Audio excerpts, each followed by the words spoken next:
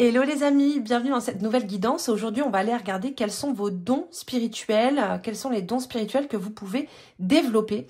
Voilà, donc je pense que ça va être une guidance assez intéressante. À chaque fois, on a deux cartes. Lecture dans les feuilles de thé. Donc ici, on va commencer avec la première carte qui est Rhiannon, la sorcière. Vous êtes un être magique, vous pouvez manifester vos intentions claires et les transformer en réalité. Pour le premier tas. Le deuxième, nous avons la déesse Sermet, donc déesse égyptienne, hein, avec écrit « Soyez fort, vous êtes plus fort que vous ne le pensez et votre force vous assure d'un résultat heureux ». Pour la troisième tasse, nous avons la déesse Athéna, la sagesse intérieure. Vous savez ce que vous devez faire, faites confiance à votre sagesse intérieure et agissez en conséquence sans tarder. Et ensuite, la quatrième carte avec Artémis, la gardienne. Vous et vos êtres chers êtes en sécurité et protégés sur le plan spirituel. Donc, je vous laisse choisir la carte qui vous attire le plus. Alors, soit la déesse avec laquelle vous vous sentez en connexion, soit simplement faites appel vraiment à votre intuition, votre ressenti. Laissez-vous porter, laissez-vous guider et on se retrouve juste après ça.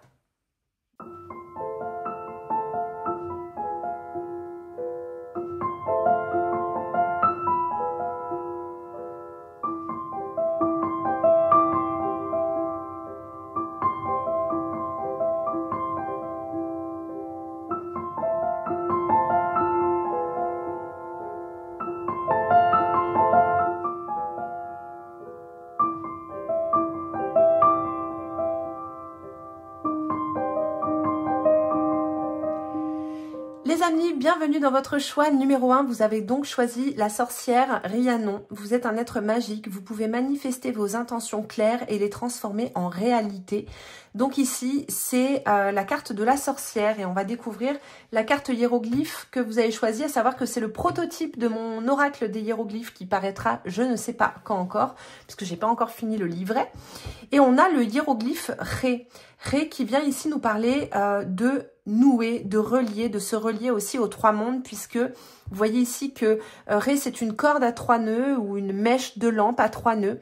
Et on voit ici à chaque fois en fait des intersections, 3 intersections sur cette corde donc ces intersections correspondent aux 3 plans de l'existence, à savoir le monde terrestre, le monde intermédiaire de la douate, ou Amdouat comme les Égyptiens l'appelaient, qui veut dire donc le monde du dedans, qu'on va retrouver beaucoup d'ailleurs chez les chamans.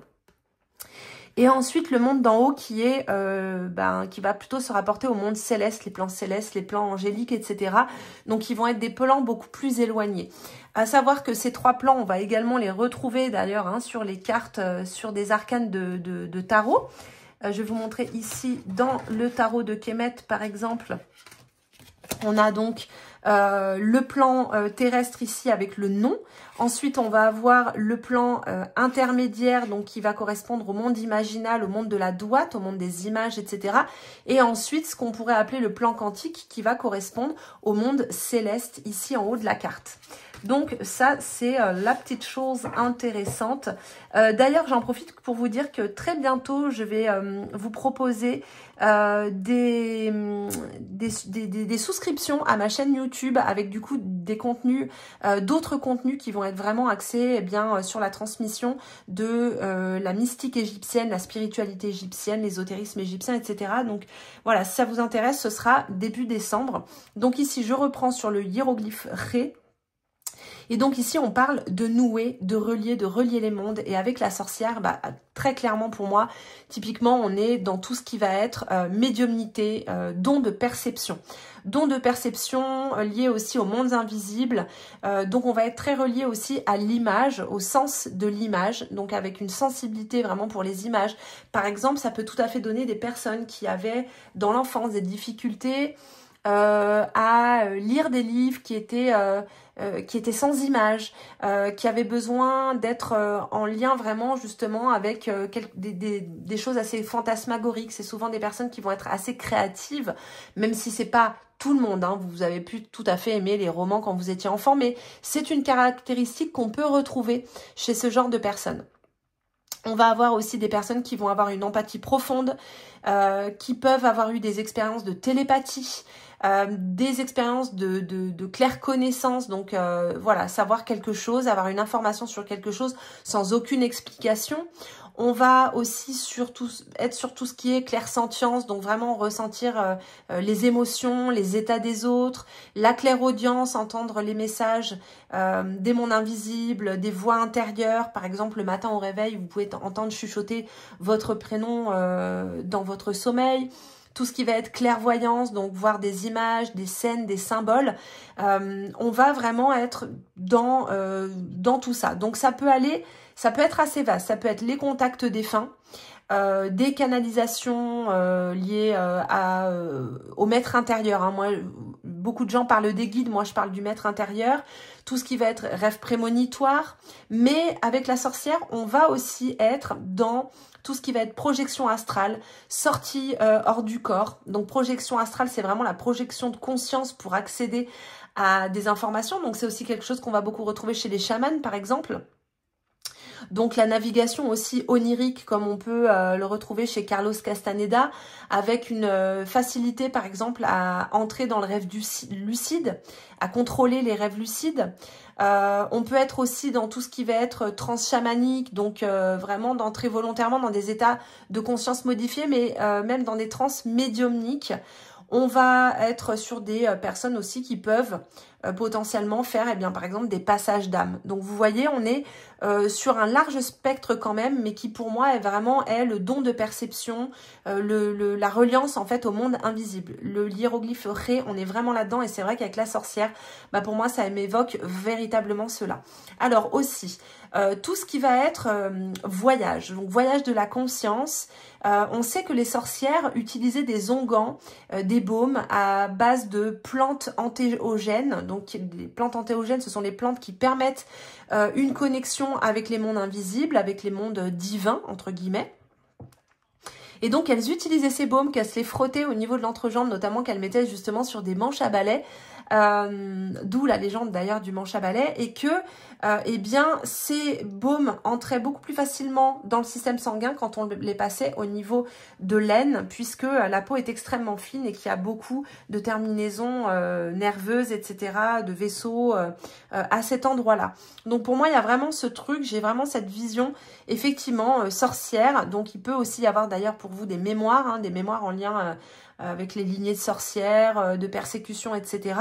Et qui d'ailleurs aujourd'hui peuvent être quelque chose qui peut être un petit peu bloqué parce que perception égale danger. Le fait de se montrer ou d'avoir justement ce genre de perception peut être engrammé en fait dans votre inconscient comme un danger potentiel pour vous si vous avez ce genre de mémoire.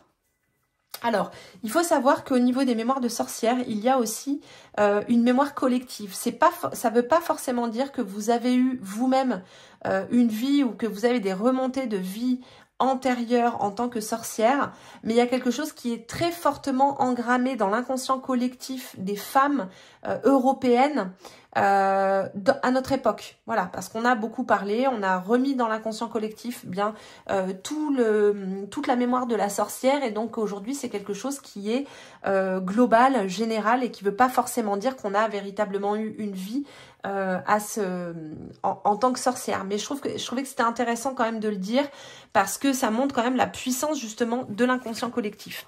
On va continuer avec mes petits dés hiéroglyphes. Il faudrait que je m'en fasse un troisième pour voir un petit peu ce que ça dit.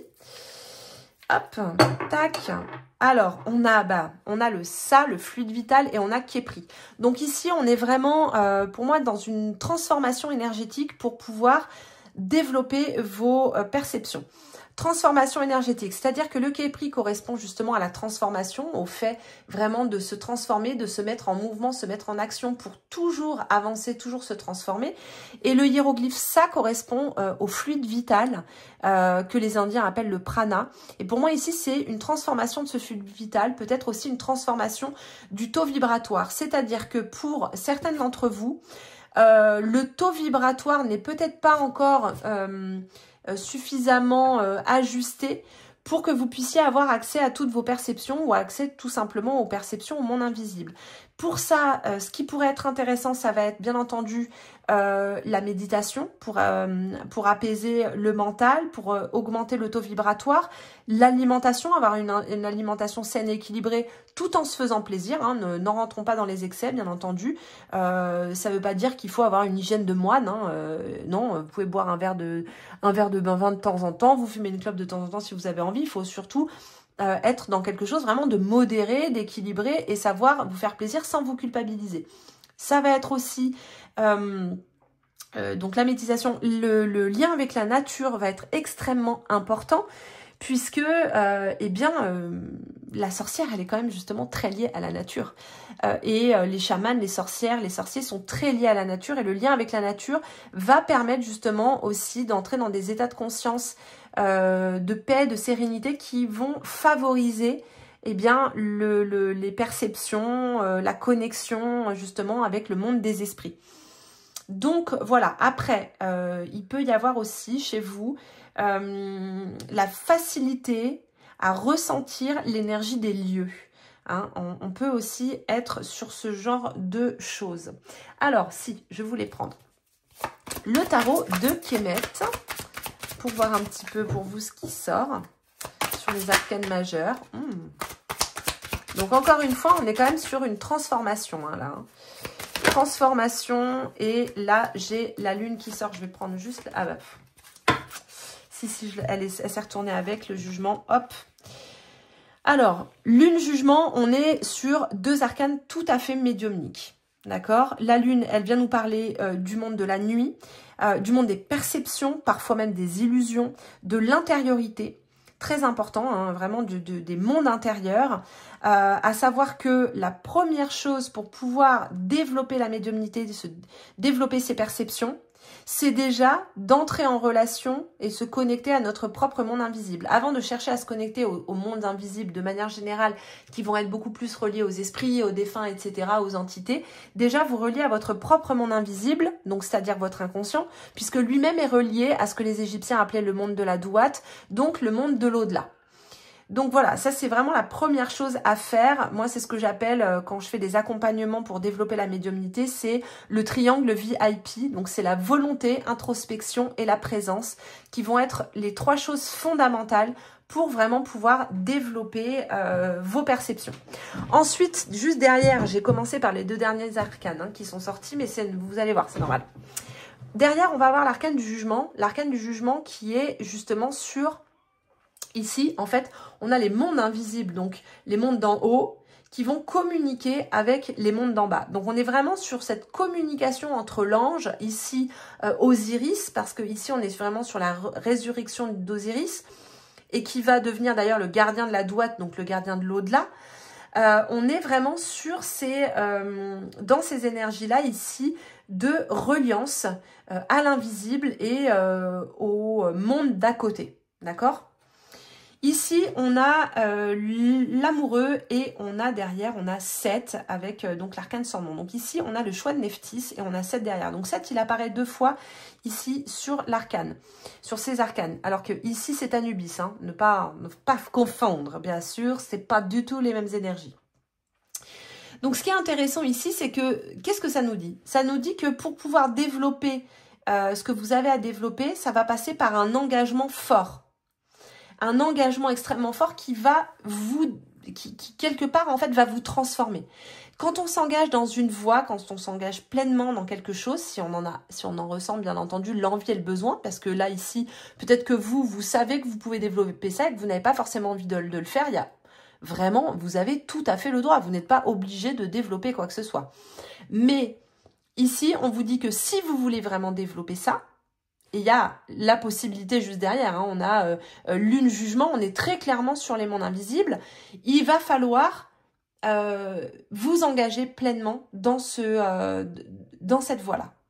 Et ça va vous demander une voie de déconstruction, une voie de transformation, mais qui vous mène effectivement derrière eh bien, à cette médiumnité. Alors, on va regarder dans la tasse maintenant, qu'est-ce que l'on a. Donc comme d'habitude, vous faites vos propres projections dans les feuilles de thé. Si vous voyez des choses que je ne vois pas, c'est normal.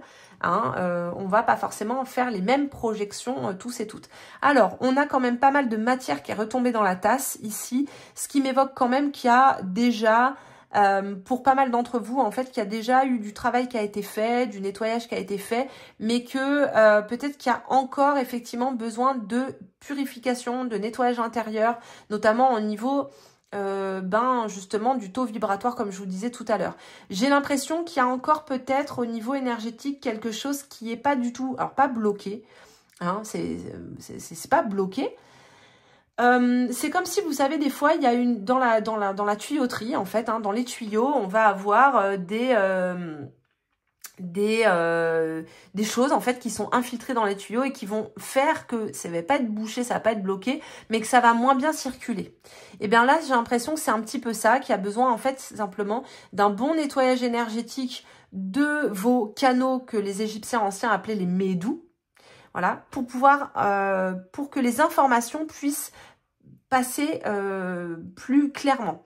Mais comme je vous disais, ça va vous demander quand même une forme d'engagement. Pour moi, très clairement ici, il y a la possibilité de percevoir, en tout cas ressentir les défunts, ressentir les âmes défuntes. On va avoir également au niveau onirique, pour moi, des symboles qui peuvent s'annoncer dans vos rêves. J'ai Thoth qui va être présent, qui est d'ailleurs présent ici sur les deux cartes, mais je ne sais pas si vous voyez, ici vous avez la tête de l'ibis, de profil, ibis qu'on va retrouver ici sur la carte. Voilà.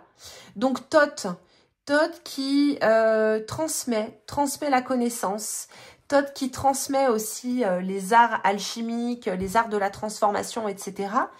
Et ici, quelque part, pour moi, encore une fois, il vient dire qu'il y a une transformation, soit qui est déjà à l'œuvre, soit qui est à faire pour pouvoir justement avoir accès, eh bien, à tous ces comment on dit, toutes ces perceptions, justement. Qu'est-ce qu'on a d'autre? On va avoir ici... J'ai un symbole qui m'évoque quand même la tortue qui est présent. Qu'est-ce que j'ai d'autre? Ouais. Une sorte de tortue qui est là, à savoir que la tortue, c'est quand même un animal assez archaïque, chtonien, donc qui ramène aussi au monde d'en bas, au monde de la douate, Amdouate, au monde du dedans. Donc il y a vraiment quand même ce truc aussi des mondes d'en bas. Qu'est-ce qu'on a d'autre? Et j'ai ici une sorte de cheval un peu fantôme.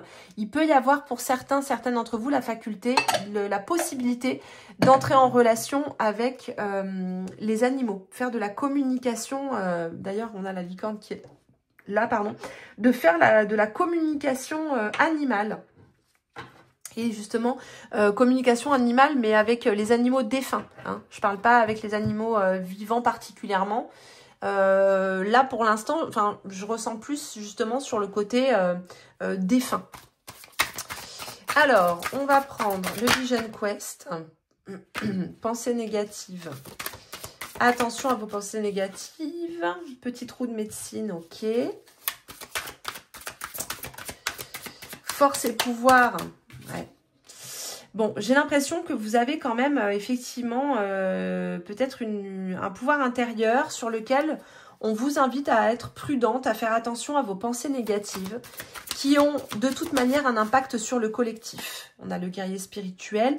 Donc en fait, ce que ici la guidance vous dit, c'est de vous mettre dans la posture du guerrier spirituel. Le guerrier spirituel, il est constamment en trac. Oui, la voie initiatique est une voie fatigante, épuisante, ô combien merveilleuse et transformatrice et pleine de magie extraordinaire. Ici, on parle de quête de vision, ouais, donc vous voyez, il y a quand même vraiment un truc là avec la vision. Hein. Je dis don de perception, mon invisible, là c'est vraiment don de vision. Clarté et étoile. Donc, c'est de vous mettre dans la posture du guerrier spirituel, puisque le guerrier spirituel est constamment en train de traquer ses pensées, ses projections, ses ombres, constamment. C'est-à-dire qu'à partir du moment où il commence à ressentir qu'il a des pensées négatives, il va être dans la maîtrise, dans la force intérieure, c'est la force et le pouvoir intérieur pour être en maîtrise de ses pensées. Puisqu'il sait, le guerrier spirituel sait que ses pensées vont forcément avoir un impact sur le collectif. C'est ce que les Égyptiens appelaient d'ailleurs la Ma'at. C'est-à-dire la Ma'at, c'est l'équilibre, bien entendu, mais c'est participer de manière individuelle à la conscience collective. Et là, c'est exactement ce qui vous est dit ici. C'est-à-dire que vous avez quand même une puissance intérieure, une force, une sorte de pouvoir qui fait que vos pensées vont avoir une action et peuvent agir sur les autres, sur le collectif, sur le monde. Donc, il s'agit ici de vous mettre dans cette posture de guerrier spirituel, même si vous n'avez pas encore développé vos perceptions. On a la carte Vision Quest qui vient nous parler justement de la quête de vision. Donc, peut-être que pour vous, ce qui serait intéressant, c'est justement de faire des quêtes de vision pour connecter à ce monde invisible et à ce monde imaginal. C'est pas un monde imaginaire, hein, c'est un monde de l'image qui nous habite. Et pour entrer en relation avec les mondes invisibles, on dit ici que vous avez possibilité d'avoir de la clarté dans vos visions. Et l'arcane de l'étoile, qui est vraiment justement cet arcane de la clarté, de la pureté, de la guidance intérieure, ici nous dit que voilà, vous êtes vraiment à votre place quand vous faites les quêtes de vision, quand vous êtes dans toutes ces visions intérieures. Donc, la petite roue médecine de la médecine, pour moi, elle dit aussi que vous pouvez vous servir de ça aussi pour votre propre guérison, quelque part on pourrait dire, votre propre guérison, peut-être aussi celle des autres, mais il y a quelque chose effectivement ici qui peut être en lien avec une forme de médecine spirituelle, enfin médecine entre guillemets, hein, bien sûr. Je ne veux pas utiliser des termes qui ne seraient pas juste, pas de médecine, mais de thérapie. Donc voilà. On va continuer, on va prendre une petite carte là. Ah bah, ça dirait fleur de lune, épanouissez-vous même loin des regards. Donc ici, pour moi, ce que ça veut dire, c'est que c'est pas forcément un don que vous avez forcément à mettre au service du collectif. Par contre, là où ça va être important, c'est que vos pensées vont avoir un effet sur le collectif, mais ce don n'est pas forcément à mettre au service du collectif. Donc, confiance, et après on a CRS, ok.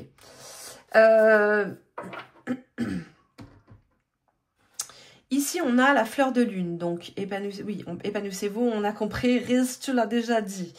Donc, vous pouvez continuer à développer ce don, justement, même loin des regards, à faire, en fait, à pratiquer chez vous. Alors, si vous avez vraiment envie hein, d'être sur cette voie initiatique, ça demande effectivement de l'engagement, ça demande de la pratique. Donc, pratique, par exemple, de la méditation, pratique d'exercices énergétiques pour monter le taux vibratoire, pratique d'exercices pour apprendre à maîtriser les sorties hors du corps, etc. Ça, c'est vraiment, on va dire, le important dans le travail initiatique. Ce travail, généralement, mène effectivement au déploiement des perceptions, donc la clairvoyance, parfois le fait de voir les défunts, d'être en contact avec certains esprits, de pouvoir communiquer, entrer en relation avec certains esprits. Donc, il faut vraiment, quand je vous disais l'engagement, c'est-à-dire qu'il faut se sentir prêt pour ça. Parce que c'est pas du tout anodin. Si vous allez dans cette voie et que vous voulez vraiment développer ça, ça ne sera pas anodin, ça a un impact sur la vie, ça a un impact aussi sur les gens qui vivent autour de nous. À savoir, par exemple, un compagnon, si il ne vous a pas connu dès le départ avec ça, ça peut devenir compliqué, vous voyez. Si on a des enfants, selon l'âge qu'ils vont avoir, ça va pas forcément non plus être évident, etc. Donc, il faut vraiment être prêt à ça. Ensuite, on a Sermet, courage, vérité, travail de l'ombre. De toute manière, je vous disais tout à l'heure, VIP, c'est l'introspection, le I de introspection, qui effectivement est ce travail de l'ombre qui va être fondamental puisque c'est ce travail de l'ombre et de l'inconscient qui va nous permettre d'entrer en relation avec les mondes invisibles, avec notre monde invisible. On a derrière la carte confiance, l'univers vous réserve de grands projets, donc peut-être que pour l'instant, développez effectivement dans votre coin ce que vous avez à développer, et ensuite vous verrez ce que l'univers va vous apporter. J'ai l'impression, voilà, que pour l'instant, c'est vraiment, voilà, entraînez-vous, faites les choses. Même si c'est loin des regards, c'est pas grave. D'ailleurs, la plupart du temps, on n'a pas trop, on n'est pas forcément censé être mis en lumière hein, quand on a ce genre de perception. Il y a beaucoup de personnes qui œuvrent d'un point de, vraiment dans l'invisible et qui sont complètement incognito parce que c'est leur voie en fait d'être incognito. Il y en a d'autres, ben, ça va être plutôt justement de se montrer, de transmettre, etc. Donc là, ici, j'ai l'impression que pour vous, pour l'instant, c'est pas le moment de forcément vous montrer particulièrement, mais qu'il y a quelque chose qui arrive pour vous et qui arrivera en temps voulu. Aimez-vous, maternez-vous, prenez soin de vous. Ça va être vraiment important parce que si vous avez des perceptions, si par exemple, je sais pas moi, vous avez des attaques de l'invisible.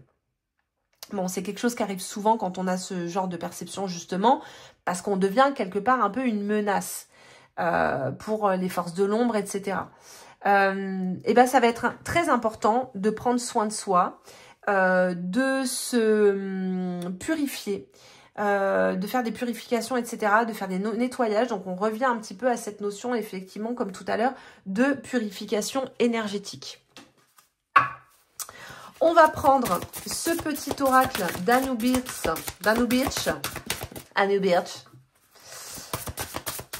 pour voir un petit peu ce qui sort. Ne vous inquiétez pas, Anubis a beaucoup d'humour. Les divinités égyptiennes ont plus d'humour que les humains la plupart du temps. Parce qu'une fois, j'avais dit, je sais plus ce que j'avais dit que j'avais un de mes chats qui s'appelait Ramphès. Et donc, c'est en hommage à Ramsès, bien entendu, le pharaon. Et quelqu'un avait été absolument choqué que je puisse transformer le nom de Ramsès en Ramphès.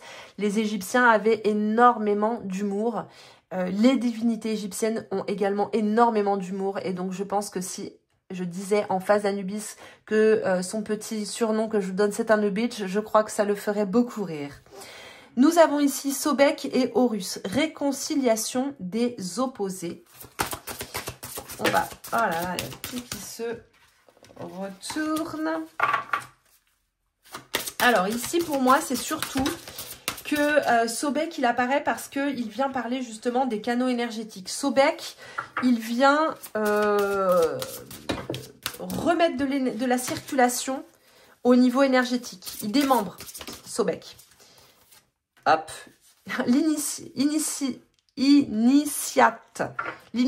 Ici, on est effectivement dans l'initiation, l'innocence, la vérité.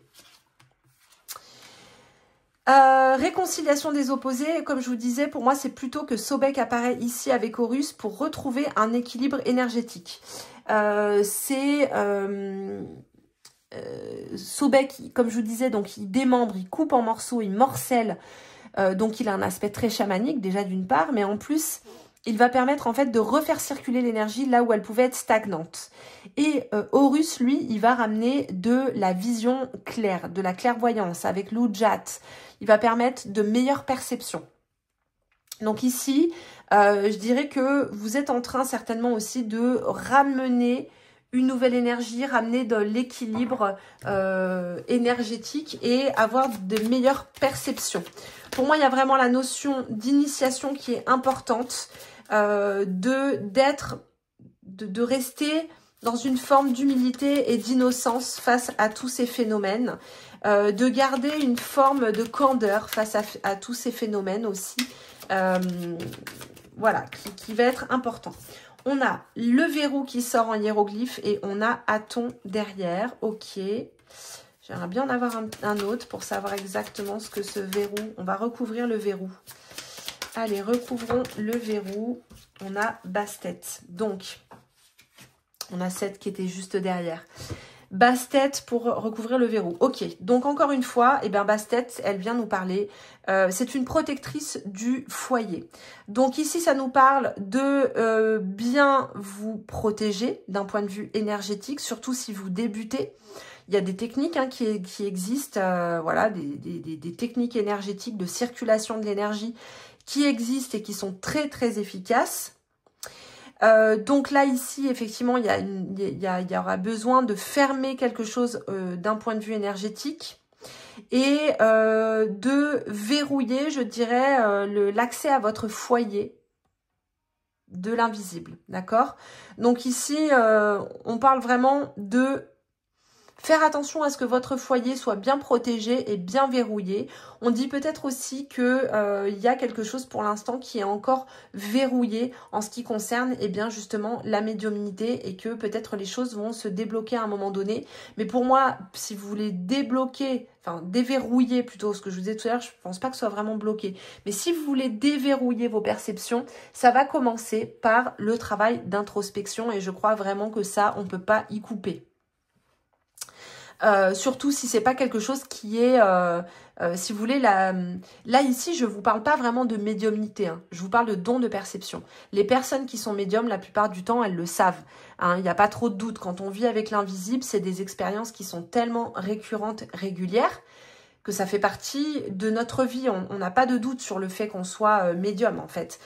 Quand vous avez des défunts qui sont au pied de votre lit la nuit, que vous êtes en relation avec certains esprits qui vous transmettent des messages, que vous voyez, que vous pouvez voir ou que vous sentez extrêmement fortement et qui vous transmettent des choses, vous avez, je sais pas moi, des apparitions chez vous, bon bah vous pouvez pas vraiment douter de la médiumnité. Mais par contre, on peut avoir des dons de perception, donc parfois, par exemple, effectivement, de faire de la télépathie avec quelqu'un, de sentir parfois, d'avoir par exemple de la clairvoyance vis-à-vis de quelqu'un.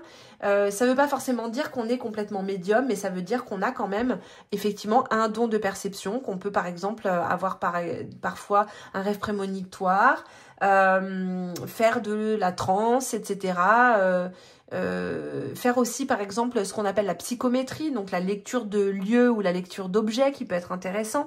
Bref, voilà, il y a quelque chose à ce niveau-là. Derrière, on a Aton et Seth, on a vraiment l'ombre et la lumière. Donc faites pas attention à violence, jalousie, mal de la carte de Seth parce que je trouve que c'est très réducteur de réduire Seth à la violence, à la jalousie, au mal, parce qu'il est bien plus que ça. Mais plutôt ici, encore une fois, c'est quelque chose entre ombre et lumière et qu'on va retrouver ici entre Sobek et Horus.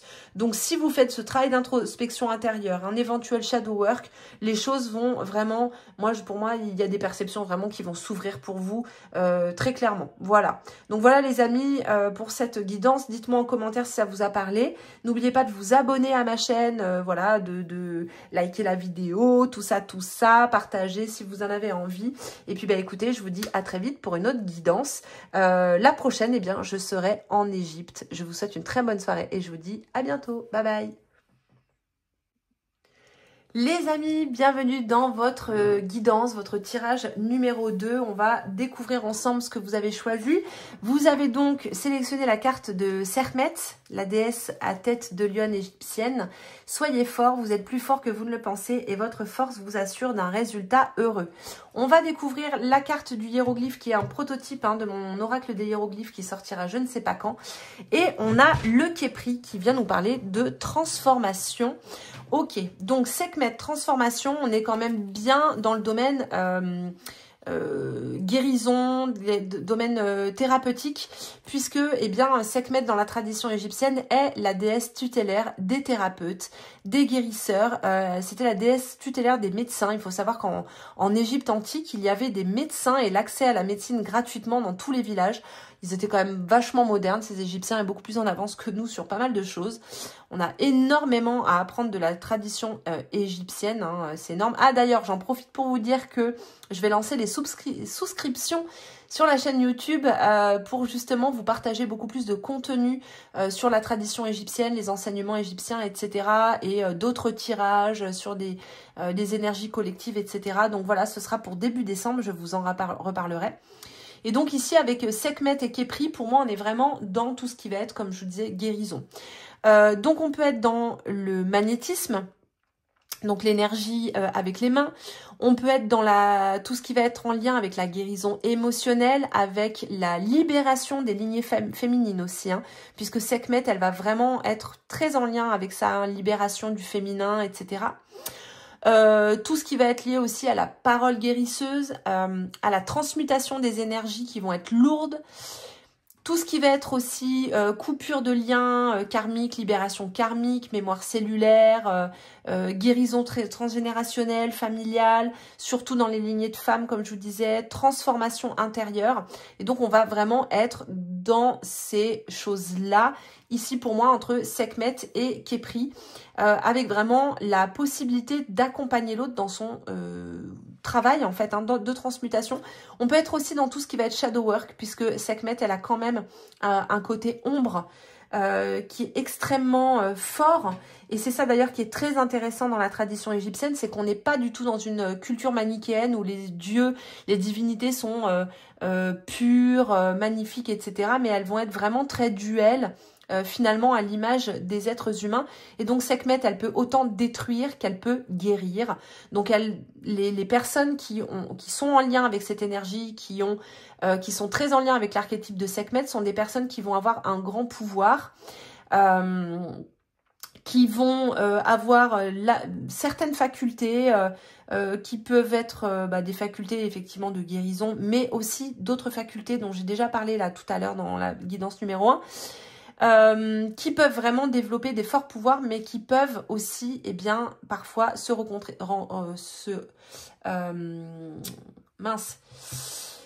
retourner contre la personne qui les a, mais aussi se projeter à l'extérieur. Donc, il faut faire très attention parce que grand pouvoir, bien entendu, égale, comme vous le savez, grande responsabilité.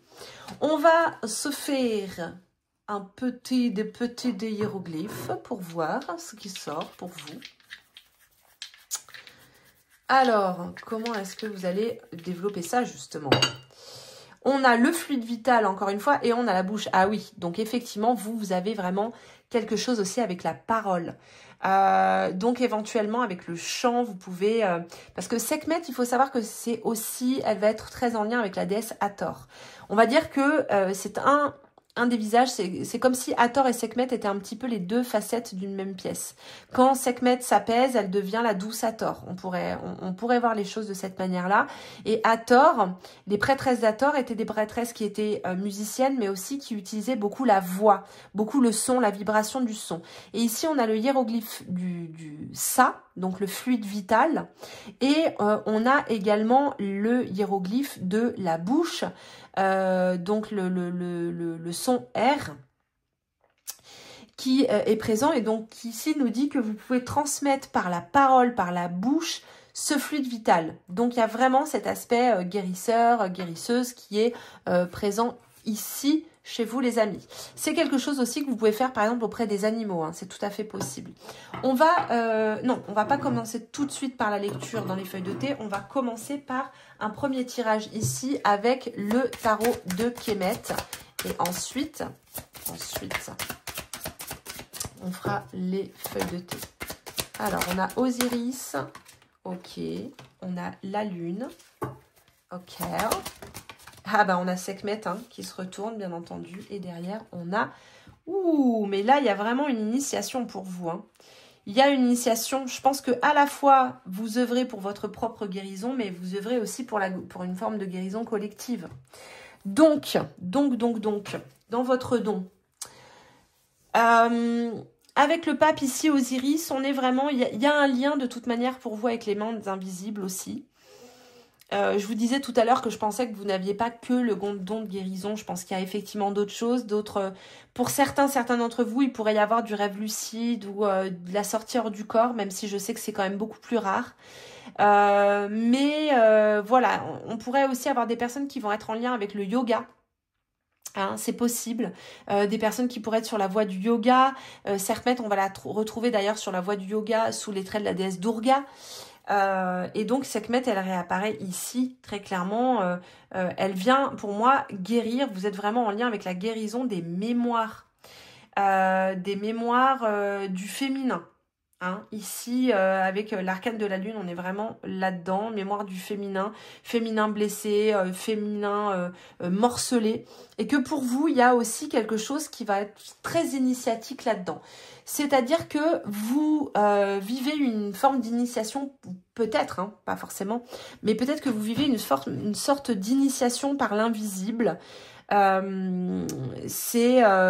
ben en fait quelque part c'est les esprits en fait hein, qui nous transmettent, qui nous forment et qui nous apprennent comment est-ce que l'on peut transformer, transmuter, guérir, etc.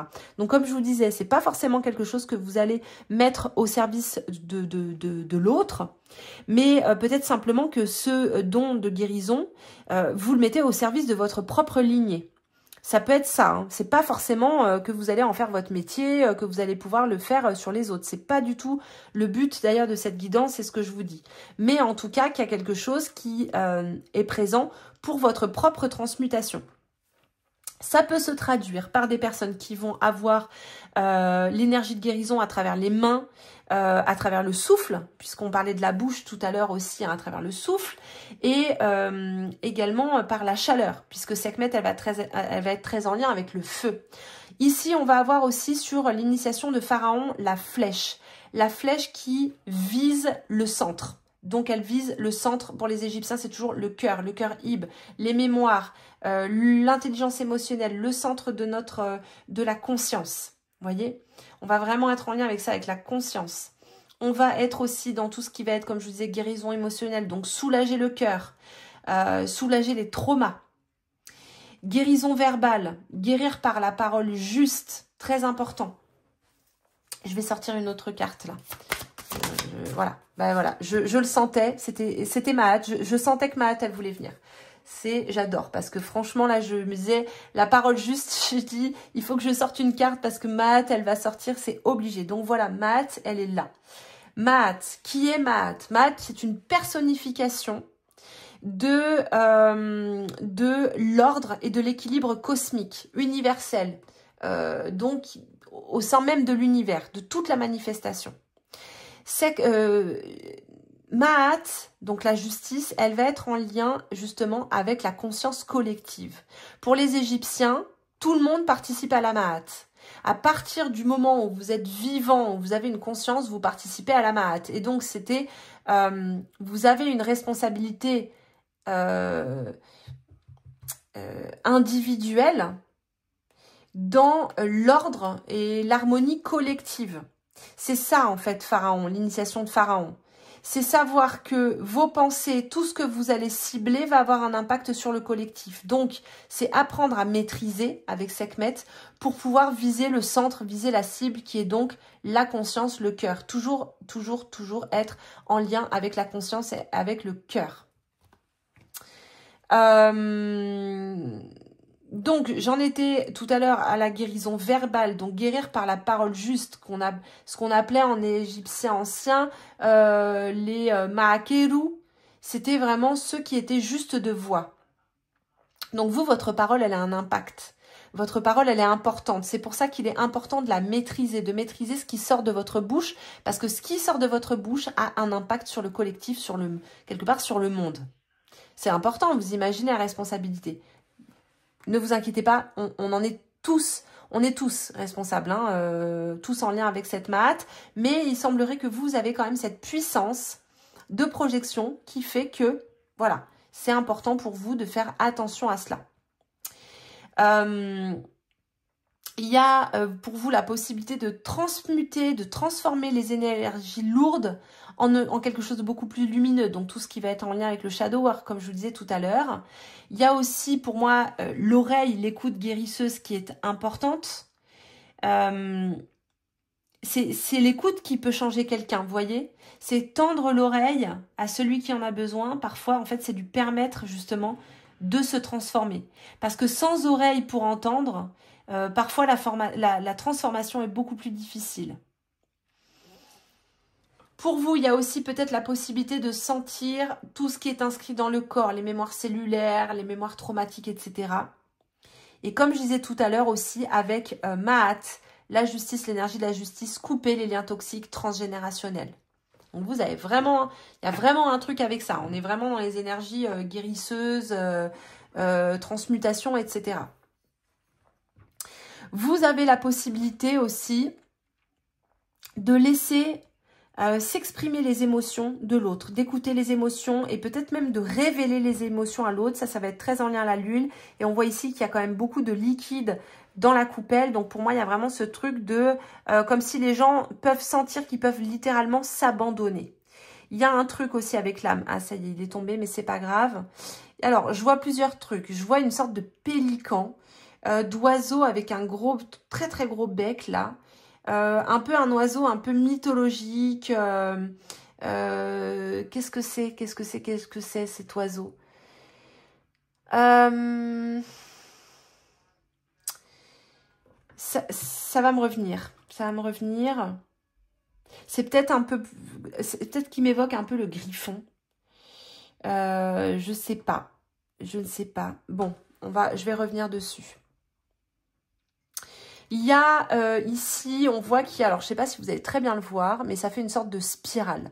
Pour moi, il y a la possibilité, je vais essayer de le choper avec mon doigt pour vous montrer sous la caméra. Hop. Je ne sais pas si on va bien voir. Je ne sais pas si vous voyez bien. Bref, ça fait un petit peu comme une petite spirale, vous voyez. Et on va retrouver en fait ce symbole justement en Égypte, d'ailleurs sur certains bas-reliefs, qui correspond à une sorte aussi de temps spiralé. Donc encore une fois, de pouvoir capter les mémoires transgénérationnelles et aider à la libération des mémoires transgénérationnelles. J'ai l'impression qu'il y a un truc pour vous qui va être très en lien au féminin et à ces mémoires collectives du féminin blessé. Pour moi, c'est ça en fait que cette tasse, elle vient dire. Ici, je vois un petit peu comme une biche. Je sais pas si vous voyez. Faut avoir le bon angle. Mais comme si c'était une tête de biche, comme vous voyez les chasseurs là qui ont ces têtes d'animaux empaillés chez eux. J'ai un petit peu ce truc-là et la biche, elle représente justement ce féminin traqué et ce féminin blessé. Donc pour moi, il y a vraiment quelque chose de très intéressant à ce niveau-là pour vous et potentiellement à développer qui va être en lien avec les mémoires transgénérationnelles et ce féminin blessé. Donc c'est vraiment très intéressant. On va continuer ici. Alors, on va décaler un petit peu les cartes. On va continuer avec le Vision Quest. Toujours mon petit napperon, vous voyez, j'adore. C'est ma petite touch. C'est ma petite touch, le napperon. Et oui, un jour, il faudra que je vous fasse une vidéo que je vous montrerai, mais j'ai une collection de napperons. Mais un truc de ouf, j'en ai, mais qui sont tellement incroyables, tellement magnifiques. Et surtout de se dire qu'ils ont été tissés par des femmes. Moi, c'est que des napperons de grand-mère et tout, qui ont été tissés par des femmes pendant des heures et des heures. Toutes ces mémoires justement de tissage qu'on va retrouver d'ailleurs avec la déesse Neith dans la tradition égyptienne, qui est justement la grande tisseuse, qui peut être représentée par une araignée et dont les prêtresses étaient appelées les abeilles parce qu'en fait elles tissaient justement, mais elles tissaient que les vêtements royaux. Ah bah ici on a le tissage d'ailleurs qui apparaît, regardez ça. L'intégration, rébellion, force intérieure, accomplissement. On a le mat aussi. Le mat, c'est vraiment la libération. C'est la libération, vraiment. Hein. Alors, le 9 de feu. Donc on a ici la force intérieure. La force intérieure, d'ailleurs, Sekhmet, c'est la force. C'est l'arcane de la force. C'est cette force intérieure, cette puissance intérieure qu'il va falloir apprendre à maîtriser. Parce que comme je vous disais, elle peut autant guérir que détruire. Elle peut avoir une force de projection énorme. Elle peut carrément presque faire de la magie noire. Vous voyez, tellement sa force de projection est puissante. Donc c'est de faire attention quand on a cette puissance intérieure, parce que parfois même sans le vouloir, on peut faire ce qu'on appelle la magie noire aux autres, c'est-à-dire en fait leur envoyer des pensées avec tellement de puissance que ça va avoir un impact sur les corps énergétiques de l'autre. Ici, on parle d'accomplissement. Pour moi, c'est accomplir la transformation et accomplir la libération ici avec le clown. Derrière, on a l'intégration et c'est très marrant parce que vous voyez, encore une fois, on est vraiment sur le tissage, sur cette femme qui est en train de tisser. Et pour moi, c'est vraiment ça. Hein. Il y a une clé ici pour vous, c'est que il y a une sorte... Et il y a la toile d'araignée, quand même fantastique. Je vous parlais de Neith juste avant. Donc, effectivement... il y a ce truc de tissage avec les différents plans, les différentes mémoires, les lignes du passé qui est possible. On a la rébellion, la sensibilité et le soleil. Pour moi, c'est que de toute manière, c'est une forme de rébellion d'être dans la guérison des mémoires traumatiques féminines. C'est une forme de rébellion face au patriarcat, très clairement. C'est une prise de position féministe, etc. La sensibilité, eh bien, c'est cette sensibilité dont a besoin toute personne qui travaille en lien avec l'invisible, les perceptions subtiles, etc. Et derrière, on a le soleil qui vient ramener vraiment de la lumière, de la chaleur, qui est également en lien avec l'élément feu. Donc vous, votre élément, a priori, c'est quand même très, très, très en lien au feu. On a quand même ici 9 de feu, 4 de feu, le soleil. On a Sekhmet qui est juste ici. Sekhmet qui est encore juste ici. Donc on est vraiment très en lien avec le feu. Ce feu justement guérisseur qui encore une fois peut guérir comme il peut brûler, détruire entre guillemets. On va se faire une petite carte. Ah non, d'abord, c'est l'autre. D'abord, tac. Hop, mince, je fais tout bouger. Voilà. Alors, qu'est-ce qu'on va avoir qui va sortir ici ?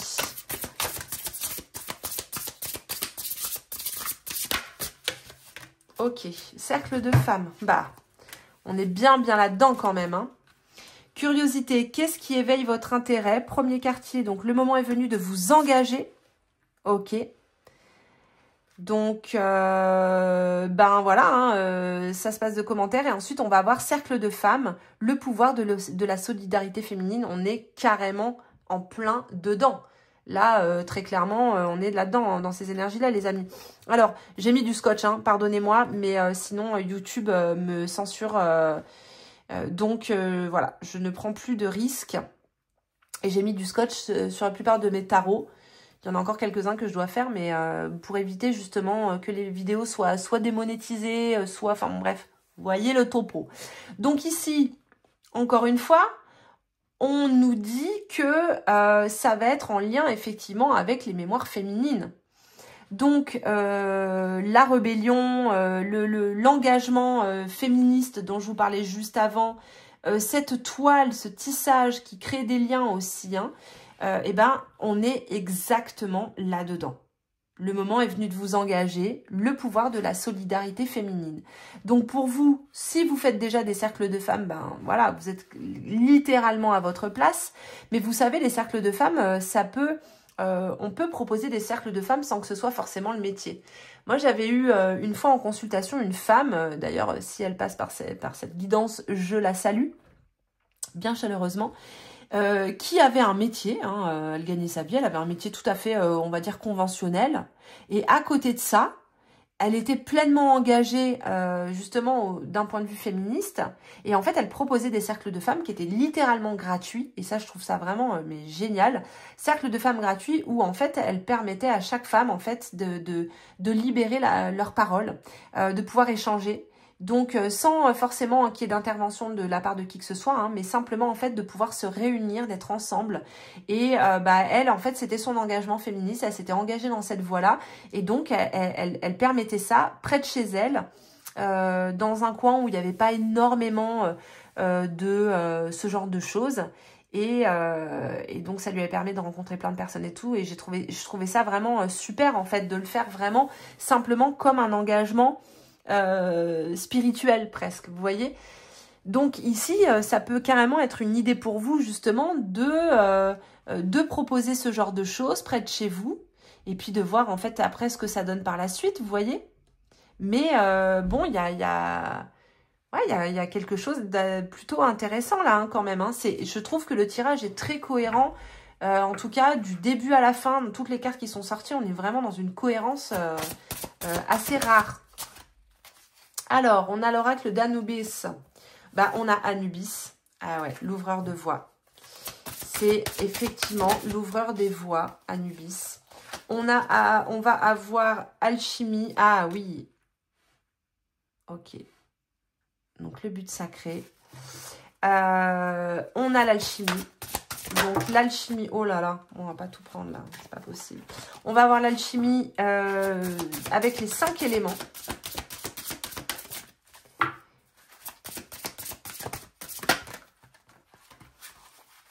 Ah là là. Je vais couper parce que il ne glisse pas hyper bien. Et on va avoir Isis qui apparaît juste derrière. Donc Isis, effectivement, qui encore une fois est en lien avec le féminin.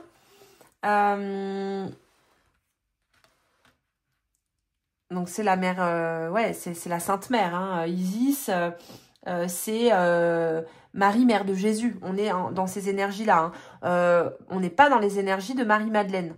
Je fais vraiment la distinction parce que très souvent, Marie-Madeleine, elle va être rapprochée de Isis.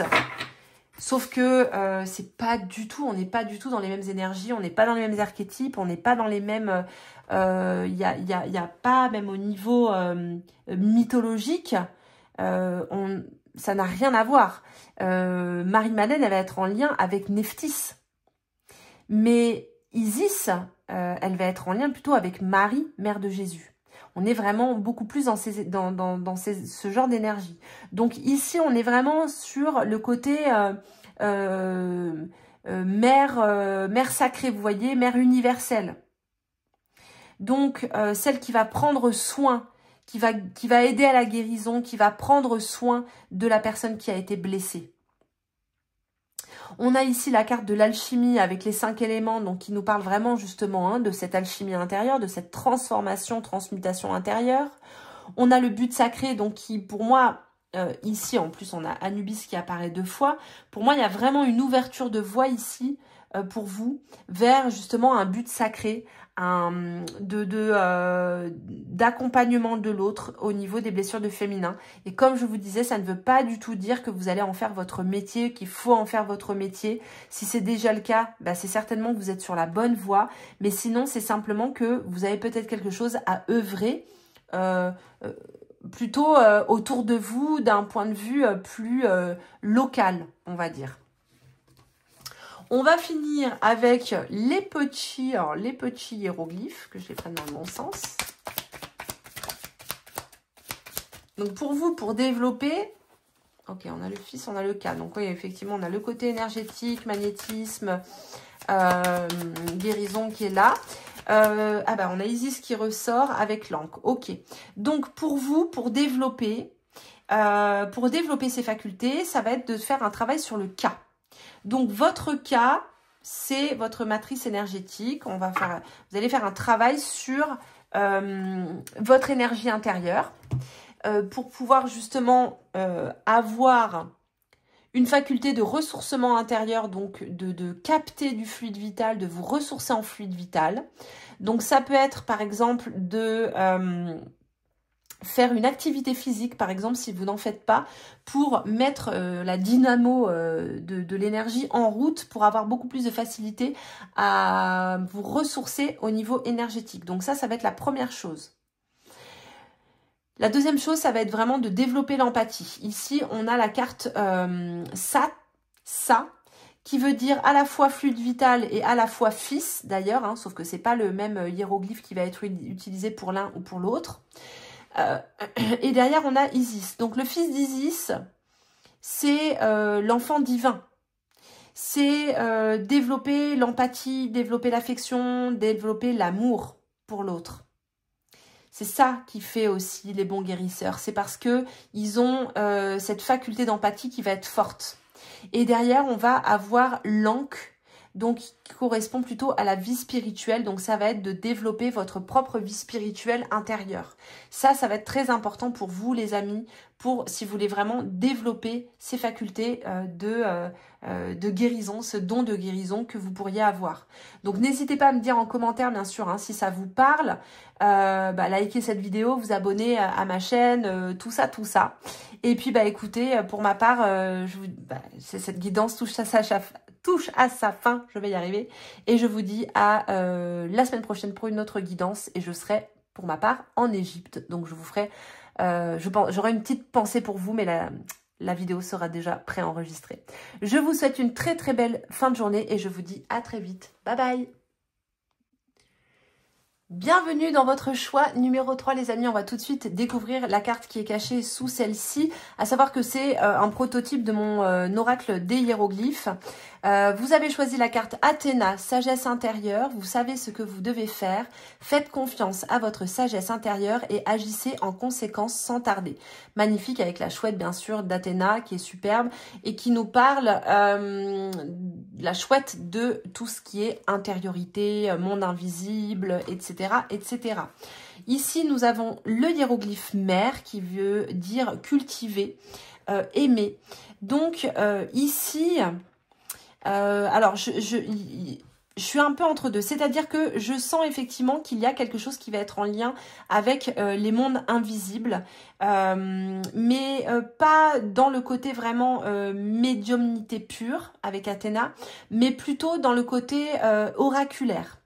Je dirais tout ce qui va être en lien avec les lectures tarot, oracle, les lectures symboliques, tout ce qui va être en lien éventuellement avec l'astrologie, compréhension des thèmes, compréhension des différents aspects des planètes, etc.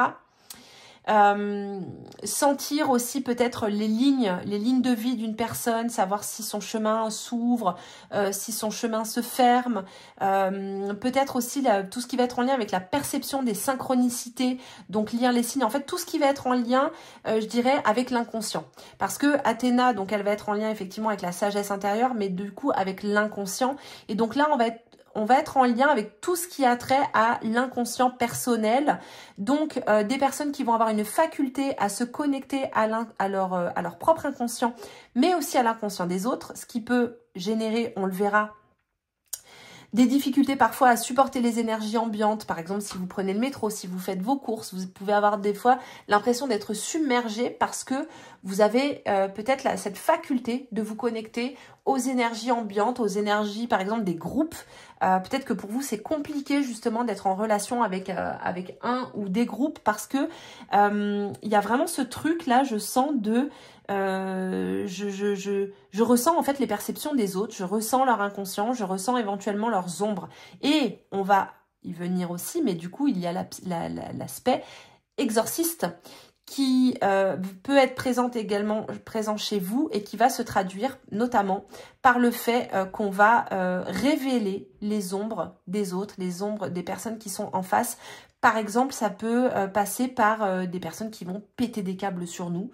On ne sait pas pourquoi, parce qu'en fait, on va aller réveiller des énergies intérieures puissantes, des ombres, etc. Et donc, éventuellement même, réveiller la présence d'entités dans des maisons auprès de certaines personnes. Donc, il va créer aussi cette faculté un peu exorciste sans forcément en avoir conscience. On peut être aussi en lien avec tout ce qui va être passage d'âme, nettoyage des lieux ou nettoyage des personnes, protection énergétique, ancrage, vraiment ramener les choses au corps, ramener les choses à la réalité, ne pas se perdre justement dans les perceptions de l'inconscient personnel et l'inconscient collectif. Donc avoir une très très bonne hygiène énergétique et avoir aussi cultiver une forme de pragmatisme, ça va être très important pour vous. Il y a aussi l'aspect de sentir certains moments critiques. Donc quand la personne éventuellement va mourir, quand la personne éventuellement va accoucher, la personne qui va être en crise parce que vous vous connectez à l'inconscient de l'autre, parce que vous ressentez l'inconscient de l'autre et que eh bien ça va vous donner certaines facultés, effectivement. Donc, par exemple, dans la lecture du tarot, dans la lecture des oracles, d'avoir une lecture assez fine. Aussi percevoir, comme je vous disais tout à l'heure, les synchronicités, voir, entre guillemets, la mission des autres, donc sentir, on va dire, l'orientation de l'autre. Et avoir peut-être, on pourrait dire, une lecture de futurs qui vont être possibles. Donc, vous voyez, il y a quand même pas mal, il y a pas mal de choses là qui sont présentes ici pour ce groupe avec Athéna, puisqu'on est vraiment sur des personnes qui, en étant en lien, si vous voulez, avec l'inconscient, avec notre propre inconscient personnel, on est en lien forcément avec l'inconscient collectif. Et il peut y avoir aussi, eh bien, tout ce qui va être phénomène de prémonition, pardon, de précognition, donc des rêves puissants, des rêves prémonitoires, et donc des personnes qui peuvent effectivement avoir une très très bonne lecture tarologique. On va mettre ça de côté. Tac. Donc aussi des personnes qui sont en lien, bien entendu, avec les mondes invisibles de manière générale, puisque ce que les Égyptiens appelaient le monde de la douate, c'est un peu ça, c'est un peu ce plan où se confondent l'inconscient personnel, l'inconscient collectif et le monde des rêves et le monde de l'au-delà. Donc voilà, c'est un peu un melting pot. Mais là, on va être plutôt sur ce genre de choses. Alors, on a Seba, la porte des étoiles, et on a le K qui sortent en hiéroglyphe. Donc ici, on est effectivement bien sur... alors, Seba, ça veut dire porte, ça veut dire étoile et ça veut dire enseignement. Donc pour moi, c'est vraiment le K, si vous voulez, ça va être la matrice du corps physique pour les Égyptiens. Donc c'est un des 9 corps que les Égyptiens ont relaté. Excusez-moi, je change de jambe pour être à l'aise. Ce K, il va être extrêmement important qu'il soit bien nourri quand on a ce genre de don spirituel, de perception, pour ne pas s'épuiser, pour pouvoir mener à bien ce qu'on a à mener également. Et ici, pour moi, il y a quelque chose de l'ordre d'un enseignement, de recevoir un enseignement à travers justement ce corps du K. Donc ça peut être que vous recevez des enseignements à travers vos rêves, peut-être à travers des sorties de corps que vous ne percevez pas forcément, dont vous n'avez pas forcément conscience. Mais j'ai l'impression qu'il y a quand même quelque chose qui passe pour vous beaucoup par le K justement. Et le K va aussi être en lien avec ce que les Égyptiens appelaient le corps Kaibit, justement, qui est ce corps d'ombre qui va être lié à l'inconscient. Donc, vous voyez, dans le K, on a aussi Kaibit. Et donc, on est bien dans ces énergies de l'inconscient. Alors, on va prendre le tarot de Kemet, on va faire un petit tirage. Et après, on fera une lecture dans les feuilles de thé. Roue de fortune, ok. Sekhmet, ok. Tac.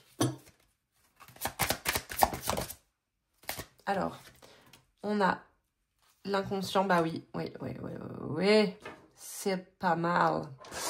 Effectivement, on va avoir... Ici, on a la roue de fortune. La roue de fortune qui va correspondre au cycle, mais qui est aussi tout un univers. Vous voyez, ici, on a beaucoup les étoiles, Seba d'ailleurs au-dessus. La roue, en fait, à l'intérieur de la roue, on est dans quelque part, c'est comme le serpent qui se mord la queue, c'est un petit peu comme si il contenait en fait en lui-même tout un univers, tout un monde. Et donc, ça va être en lien avec le karma, avec tout ce qui va être cause et effet. Et donc, ils vont être contenus à l'intérieur de la roue, puisque ici, on va avoir les différents maillons, les différentes expériences qui vont se faire au sein même de la roue. Donc, la roue de fortune, elle peut être carrément mise en corrélation justement avec l'inconscient et avec ce monde de l'inconscient, qui est représenté d'ailleurs sur l'arcane de la lune, puisque l'arcane de la lune nous parle justement de ce monde des profondeurs, de ce monde de l'inconscient, des perceptions qui vont être en lien justement avec l'invisible, tout ce qui va être lié au passage d'âme. Et on sent ici avec l'arcane de la force qu'il y a une puissance, mais qu'il y a encore quelque chose qui n'est pas maîtrisé. Et donc, il va falloir apprendre à maîtriser ce lien avec l'inconscient personnel et l'inconscient collectif. Pourquoi? Parce que quand on est en lien avec l'inconscient des autres, on peut se faire submerger par l'ombre des autres. On peut se faire attaquer par l'ombre des autres sans même que les autres en aient conscience. Si vous entrez en dialogue invisible, subtil avec l'inconscient de quelqu'un, eh bien, cet inconscient, l'ombre qui est contenue dans l'inconscient, elle peut se retourner contre vous si vous allez sur des terrains sur lesquels il ne faut pas aller sans même vous en rendre compte. Donc, ça va être apprendre à maîtriser cette faculté-là pour ne pas, en plus de ça, même que ça se retourne contre vous et que, par exemple, il y ait des personnes qui, comme je disais tout à l'heure, pètent un câble sur vous. Il va falloir apprendre à maîtriser, vraiment maîtriser ça, à être beaucoup plus conscient, consciente quand vous êtes en relation avec l'ombre de l'autre. Par exemple, vous allez rencontrer une personne, vous allez sentir qu'il y a quelque chose qui ne va pas. Vous dites, ouais, cette personne, je sais pas, je la sens pas, il y a un truc qui ne va pas.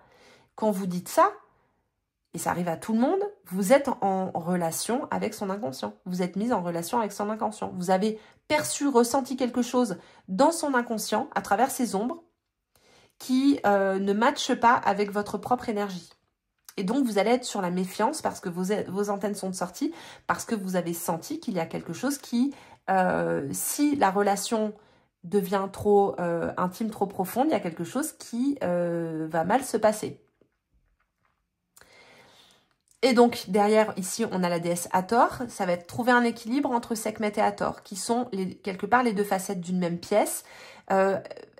Hathor va être le visage le plus doux de Sekhmet et Sekhmet va être le visage plus féroce d'Hathor.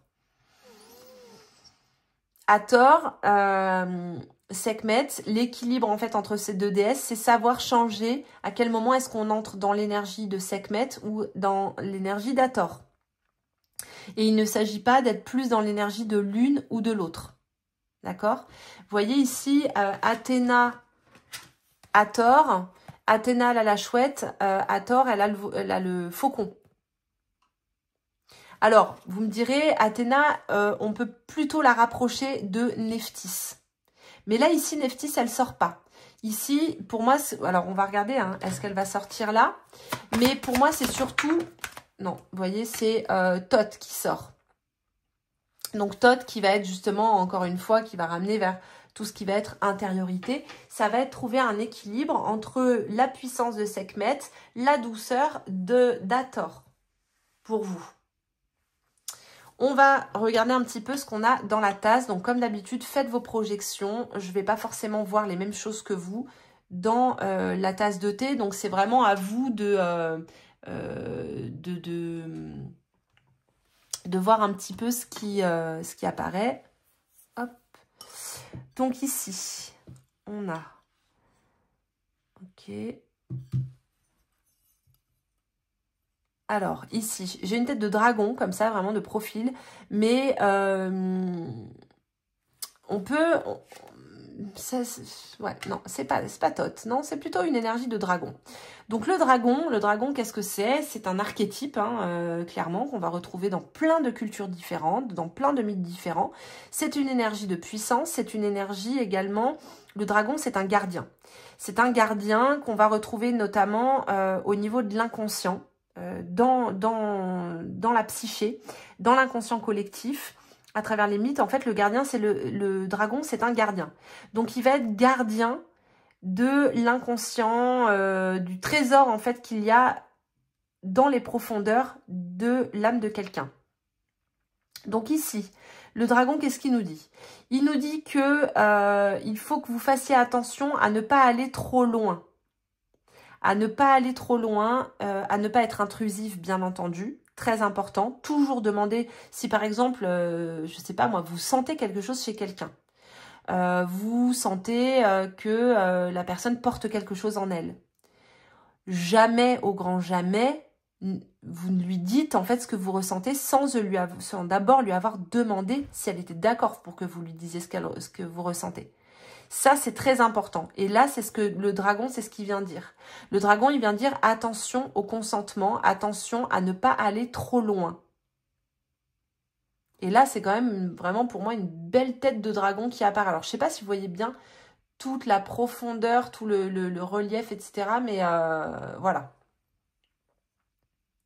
On a un petit personnage avec un bâton ici aussi. Et donc, qui encore une fois est un peu dans une posture de gardien. Alors, je pense que c'est à la fois vous protéger vous, parce que les personnes qui ont cette faculté à se connecter à l'inconscient collectif peuvent avoir des attaques d'entités qui sont des sortes de formes pensées qui gravitent justement dans l'inconscient collectif et qui vont utiliser des brèches. Donc ça veut dire déjà vous faire une bonne protection pour vous-même et surtout faire attention à la manière dont vous entrez en relation avec l'autre, à la manière dont parfois vous pourriez dire des choses que vous pouvez ressentir. Donc toujours bien demander à la personne si elle est d'accord pour que vous puissiez lui transmettre cela. Très très important. Donc, on va prendre le Vision Quest pour voir un petit peu. Force de vie, confiance, percée. Percée, la percée percée justement dans ce monde. Hein. Alors, on a la pensée négative, on a l'accomplissement et ensuite on a, qu'est-ce que c'est? C'est conscience de soi. Ok. Donc ici, ce que le tirage dit, c'est que vous pouvez avoir confiance dans vos perceptions. Ok. Chaos. Pensée négative, c'est effectivement de toute manière ce qu'on va retrouver principalement dans l'inconscient collectif. On va retrouver du chaos et on va retrouver de la pensée négative. J'en parlais dans un des autres choix. C'est que en tant que personne consciente, donc avec cette conscience de soi, il est très important d'avoir conscience de nos pensées négatives, de traquer ces pensées négatives pour être dans la maîtrise, pour ne pas justement qu'elles aient un impact sur l'inconscient collectif. Pour moi, il y a vraiment aussi ici peut-être l'idée de prendre conscience de votre propre chaos intérieur. Où se situe votre propre chaos intérieur, puisqu'il existe forcément quelque part. Ça ne veut pas dire entrer complètement dans ce chaos intérieur, ça veut dire simplement en prendre conscience. Parce que ici, c'est une manière pour vous en fait d'affiner vos perceptions, de pouvoir développer ce don que vous avez. Pour pouvoir développer ce don, il va falloir que vous ayez conscience de votre propre chaos, de vos propres pensées négatives, de votre propre inconscient. C'est ce que j'appelle d'ailleurs, j'en parlais tout à l'heure, le triangle VIP, volonté, introspection et présence. C'est les trois piliers pour pouvoir développer, que ce soit la médiumnité, tous les dons qui sont liés à l'invisible. Pour moi, c'est vraiment le socle. Alors, ne me demandez pas d'où ça vient, c'est moi qui l'ai inventé. C'est parce que j'ai vraiment... au fil des années, j'ai vu que pour pouvoir développer des perceptions, ça demandait vraiment de la présence, ça demande vraiment un engagement intérieur, de la présence, de la volonté et un travail d'introspection parce que si on n'est pas en relation avec notre propre monde invisible, donc notre inconscient, c'est très difficile d'être en relation avec le monde invisible, tout le reste des mondes invisibles. C'est-à-dire qu'une personne qui est coupée de son inconscient, en général, c'est une personne qui va être coupée de ses ressentis et donc de l'invisible. Donc, ça va être le travail d'introspection qui va permettre de renouer avec justement cet inconscient. Donc ici, pour manifester, pour être vraiment dans la pleine maîtrise et puissance de ce don, de ce potentiel, ça va vraiment être d'entrer à l'intérieur de vous-même. Vous pouvez avoir confiance, vous avez la force intérieure, il y a une percée qui est possible. Vous allez entrer en relation avec vos pensées négatives, avec votre chaos, mais vous allez aussi pouvoir par la suite manifester ce que vous avez envie de manifester. Donc ça va être vraiment important. On continue ici avec cet oracle. Qu'est-ce qu'il nous dit? Qu'est-ce qu'il nous dit? Baguette magique, focalisez votre énergie. Donc, vous voyez, focalisez votre énergie, soyez dans la volonté, vraiment cette volonté d'entrer en vous-même, en introspection, etc. Sort et rituel, associez la magie et l'auto-soin. Donc, sort et rituel, ça peut être aussi que pour vous, ritualiser pourrait être quelque chose d'intéressant. On a la vision claire, énoncez clairement votre intention. Lilith, revendiquez votre pouvoir. Et Lilith, elle va être vraiment en lien avec l'inconscient, pour le coup, avec l'ombre. Et ensuite, on a Isis, lancez des sorts, protégez, guérissez. Donc, on a l'aspect guérisseur qui apparaît là, mais c'est pas, on n'est pas sur de la guérison comme une personne qui va être vraiment magnétiseuse, etc., qui va être vraiment dans l'énergétique pure. Ici, pour moi, on est plus en lien avec tout ce qui va être exorcisme, lecture symbolique, tarot, oracle, astro, nettoyage de lieux, ancrage, protection énergétique, etc., passage d'âme. On est plutôt dans cette branche-là. Et d'ailleurs, avec Athéna, la sagesse intérieure, c'est aussi quelque part perpétuer aussi une tradition. Vous voyez ? Donc voilà, vous pouvez clairement accompagner des moments de crise et être en lien, voilà, avec tout ce qui est passage d'âme, voilà, passeur, passeuse, quoi. Vous voyez ? Donc voilà, vous avez vraiment la possibilité de continuer à développer ces dons-là, mais ça va vous demander, comme je vous disais, vraiment un engagement important, intense, qui va vous demander d'énoncer clairement votre intention et ensuite d'entrer vraiment dans ce travail d'introspection. Alors, qu'est-ce que va nous dire l'oracle d'Anubis ? Eh bien, on a Anubis, l'ouvreur de voie. Donc, il y a une voie qui s'ouvre pour vous. Et bien sûr, cette voie, c'est la voie de l'inconscient. On a Hathor qui apparaît de nouveau et qui vient nous parler de magie, médecine féminine et intégration. Et ensuite, on a le Sphinx, le messager divin. Ok, le libraire cosmique, j'aime bien la définition. Le Sphinx, c'est aussi pénétrer dans les mystères. Puisque on sait qu'il y a une possibilité d'entrer à l'intérieur du Sphinx, mais le Sphinx, eh bien, c'est vraiment, il correspond justement au mystère. C'est l'homme divinisé. C'est l'homme qui a maîtrisé, qui a vaincu son animalité. Comment? Eh bien, en entrant dans son inconscient pour aller à la rencontre des énergies qui y sont, des énergies de chaos, comme on disait tout à l'heure, et qui est en maîtrise de ces énergies-là. Et là, c'est la voie qui vous est ouverte. Et vous êtes en même temps accompagné par Hathor, ce qui est quand même plutôt pas mal, hein, très clairement, puisque Hathor, elle va vraiment vous aider à cheminer sur cette voie du féminin intérieur. Donc voilà, franchement, très bon tirage, les amis. On est... ouais, c'est quand même pas mal. Pas mal du tout. Je pense que pour vous, vous pouvez aussi avoir des expériences, par exemple, quand vous voyez quelqu'un, des expériences de flash sur cette personne, comme si vous saviez des choses sur cette personne avant même qu'elle ait ouvert la bouche. Vous voyez, par exemple, si vous, je sais pas, vous faites la bise à quelqu'un, vous entrez en contact physique avec cette personne, vous pouvez avoir un flash et dire « Ah ben je sais où cette personne habite » ou « je sens que cette personne a vécu ça ou ça ».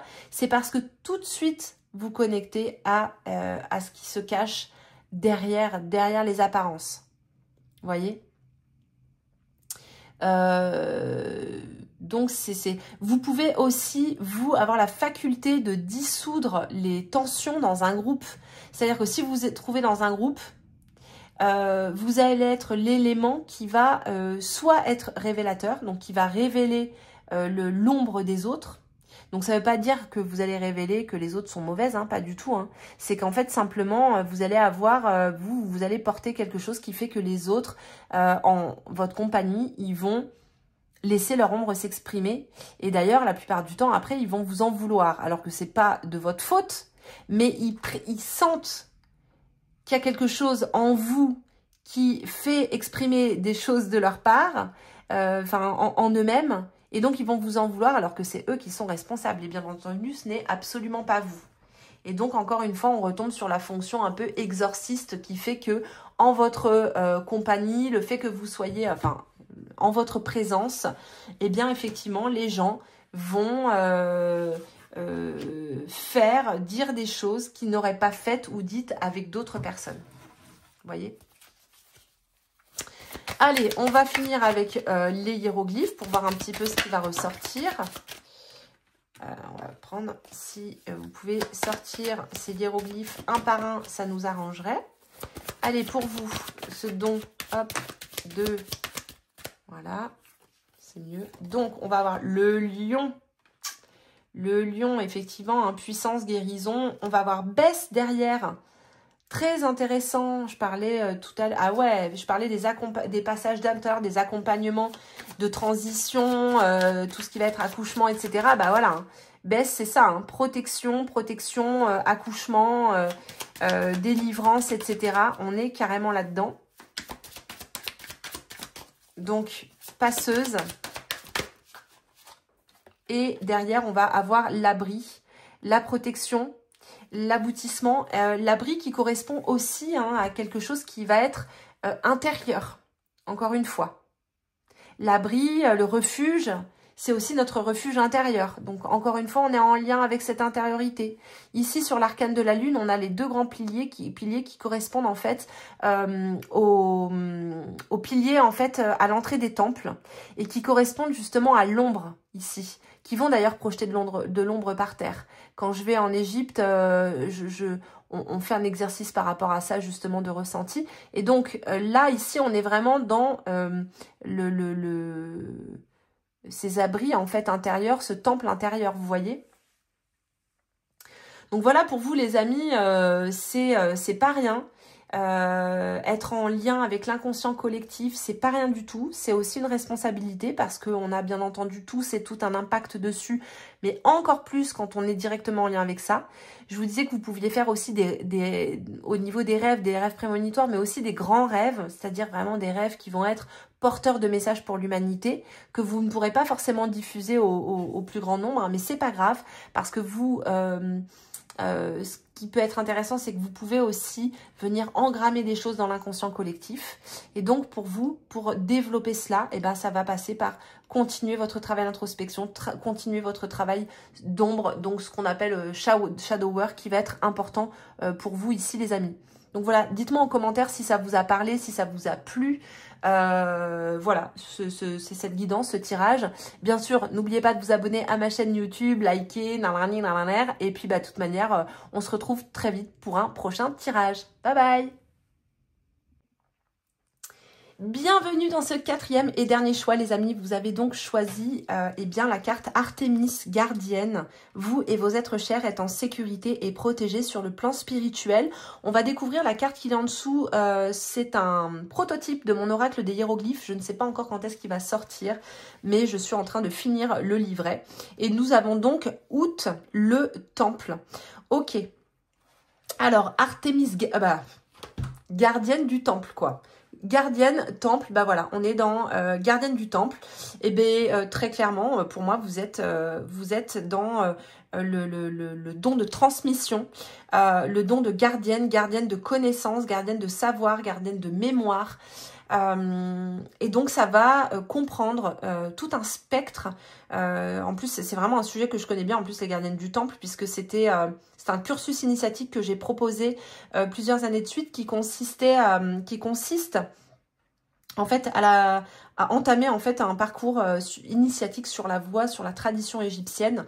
Et donc on va être avec ici Artémis, gardienne du temple. On va être en lien avec tout ce qui va être don effectivement de transmission, don d'enseignement, don de protection, d'être justement gardienne soit d'une tradition, soit d'un enseignement particulier. Donc ça peut passer par de la canalisation d'un enseignement spécifique. On va avoir chez ces personnes souvent la capacité à construire une méthode ou un système, parfois par exemple un système initiatique. C'est des personnes qui vont avoir aussi la faculté de créer du lien entre les autres, à inspirer au sein d'un groupe, à donner vraiment une direction. C'est des personnes qui peuvent par exemple faire de l'écriture inspirée, avoir aussi tout ce qui est, on pourrait dire, parole inspirée, guidance verbale, donc canalisation, etc. On va être dans tout ce qui est art intuitif, donc les dessins, la peinture, la voix, le chant, vibration sonore, la danse ou ce genre de mouvement. On va être aussi pour certaines sur, par exemple, de la création de rituels. Ça peut être de la, comment dire, de la mise en forme en fait, hein, du sacré, voilà justement au sein comme au sein d'un temple, hein, mise en forme du sacré, rituel au sein d'un temple. Donc ça peut être des personnes, alors on peut être tout à fait sur une voie de prêtrise ici, voilà. Très clairement, par exemple, on peut tout à fait être sur une voie de prêtrise avec effectivement tout ce qui va être, hein, je disais, écriture inspirée, canalisation, donc chant, les arts médiumniques, donc le dessin médiumnique, la peinture médiumnique inspirée, etc. Et tous les mouvements qui vont être inspirés aussi. Donc on est vraiment sur tout ce qui va être en lien au temple, au sacré. Et à la connaissance, au savoir, à la connaissance du sacré. Donc, c'est des personnes qui peuvent effectivement être dépositaires d'un enseignement et transmettre par la suite cet enseignement. Ça peut être des personnes qui vont vraiment transmettre des connaissances. Et comme je vous disais, pour moi, ça va être très en lien justement avec la prêtrise, les prêtresses actuellement. Ou pas, hein, parce que, par exemple, moi, je transmets des enseignements sur la tradition égyptienne. Voilà, hein, j'ai des mémoires d'une vie antérieure en Égypte et pour autant, je ne suis absolument pas prêtresse. C'est bon, je l'ai fait en Égypte et ce qui est fait n'est plus à faire, j'ai envie de dire. J'en ai assez, voilà. Donc, moi, je suis pas du tout prêtresse, c'est pas du tout ma voie. Mais effectivement, hein, pour certaines personnes, ça va être quelque chose qui va être à explorer. Un parcours qui va s'ouvrir et qui va en fait avoir du sens, hein, pour la personne qui le fait. En tout cas, voilà, déjà dans un premier temps pour ce don, je ne sais pas si déjà c'est quelque chose dont vous avez conscience, mais voilà, alors ça peut être aussi des personnes qui vont être très reliées au divin, qui peuvent avoir aussi une forte reliance aux lieux sacrés, qui vont par exemple ressentir les lieux sacrés, ressentir, c'est des personnes qui peuvent être aussi très en lien avec la terre, avec la géobiologie, vous voyez. Le temple, ça peut être aussi le temple de la nature, donc des personnes qui vont être très en lien avec les plantes, les tisanes, ouais, faire par exemple leurs propres encens, je sais pas, leurs propres onguents. J'ai l'encre et j'ai le cœur Ib, donc effectivement on a quelque chose qui va être en lien ici avec les mémoires qui va être très important. Puisque le cœur Ib, c'est les mémoires du cœur, donc la conscience, le centre de la conscience, le centre des mémoires de toutes nos autres vies, le centre de l'intelligence émotionnelle, l'atanor aussi de nos transformations. C'est un vase, le cœur Ib, qui va se remplir de nos expériences ici spirituelles. Et pour moi, vous avez des mémoires d'expériences spirituelles qui sont fortes. Je dirais pas, je parlerai pas ici des sorcières, mais je parlerai plutôt de mémoire de prêtresse. Voilà, tout simplement, de mémoire de prêtresse, de mémoire aussi peut-être de nonnes, de bonnes sœurs, et donc qui font qu'aujourd'hui, vous avez potentiellement ce don de transmission, ce don d'enseignement et de création intuitive, je vous disais aussi de tout ce qui va être en lien avec les lieux sacrés, les églises, même parfois en fait vous vous retrouvez sur des lieux où vous sentez qu'il y a eu quelque chose, qu'il y a eu des endroits, que ça a été justement un lieu sacré, vous pouvez vraiment le sentir, le pressentir et vous avez vraiment quelque chose qui va être en lien avec la terre. Alors attendez, on va déjà les mélanger parce que j'ai pas eu le temps de les mélanger du tirage précédent. Et après, on va demander aux cartes. Hop, je vais le couper en deux. Ok, allez, c'est bon. Mon tarot, tu peux sortir des cartes pour, eh bien, ouais, on a Hathor. Donc, Hathor, ok. On a Nout. Ah ouais, on a Isis. Oula, ouais.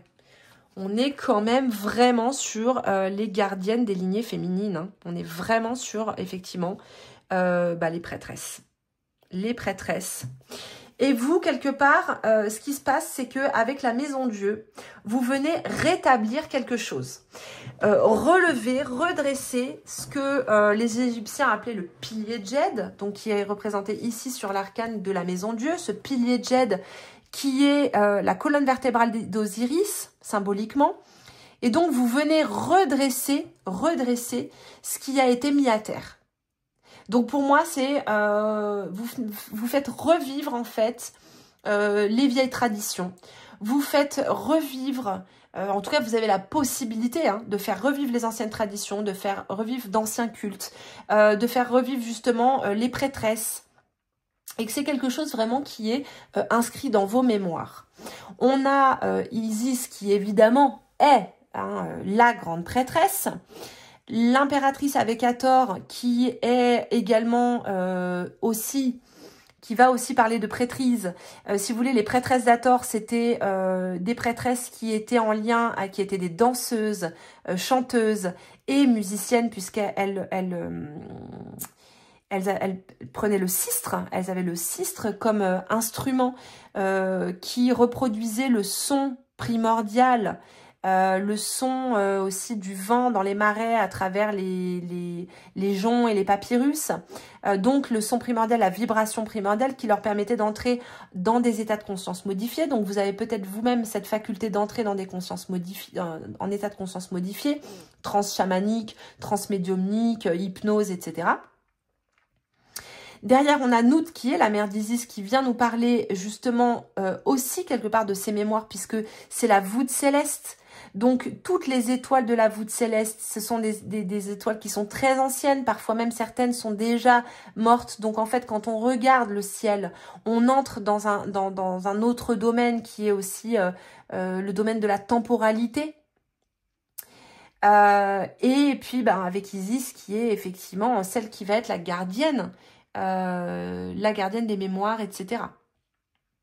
Donc, là, nous avons ce pilier de jade, comme je vous disais, qui vient redresser cette colonne vertébrale et donc, quelque part, vous participez en étant gardienne de connaissances, de mémoire, de savoir, etc. Et bien, vous participez à cela, surtout si vous êtes dans la transmission. Ça ne veut pas forcément dire, comme je disais tout à l'heure, attention à en faire votre métier, c'est pas ça. Ça peut être, par exemple, que vous, je sais pas moi, vous avez eu des filles et que vous transmettez votre connaissance, vous transmettez en fait tout ça à vos filles, par exemple, qui elles-mêmes par la suite vont le transmettre, etc., etc. C'est pas forcément en lien avec le collectif. Il y a aussi quelque chose que quelque part, vous maintenez la paix. Vous maintenez la paix dans le chaos. Pour moi, il y a un truc aussi comme ça. Tac, tac, tac. On va continuer avec les feuilles de thé. La lecture des feuilles de thé. Donc, bien entendu, comme d'habitude, vous faites vos propres projections. Vous voyez s'il y a des symboles que moi, je ne vois pas et que vous voyez, c'est tout à fait normal. Il y a un truc, effectivement, qui est en... Alors, c'est marrant, ça vient vraiment faire écho à une des autres guidances puisqu'il y a quelque chose de participer à la libération du féminin, mais à un autre niveau que tout à l'heure. Alors, je vous spoil pas les autres guidances parce que vous aurez peut-être envie d'écouter parce que, voilà, il y a plein de choses. Je parle beaucoup de la tradition égyptienne, etc. Mais...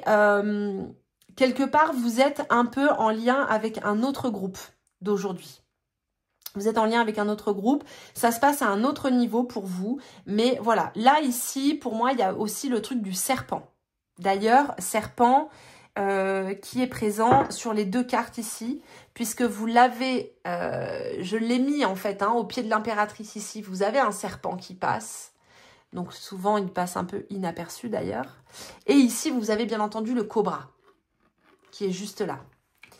Le serpent qui est un animal chthonien, donc en lien avec la terre, un reptile, donc avec les mémoires, puisqu'il est très vieux, très ancien.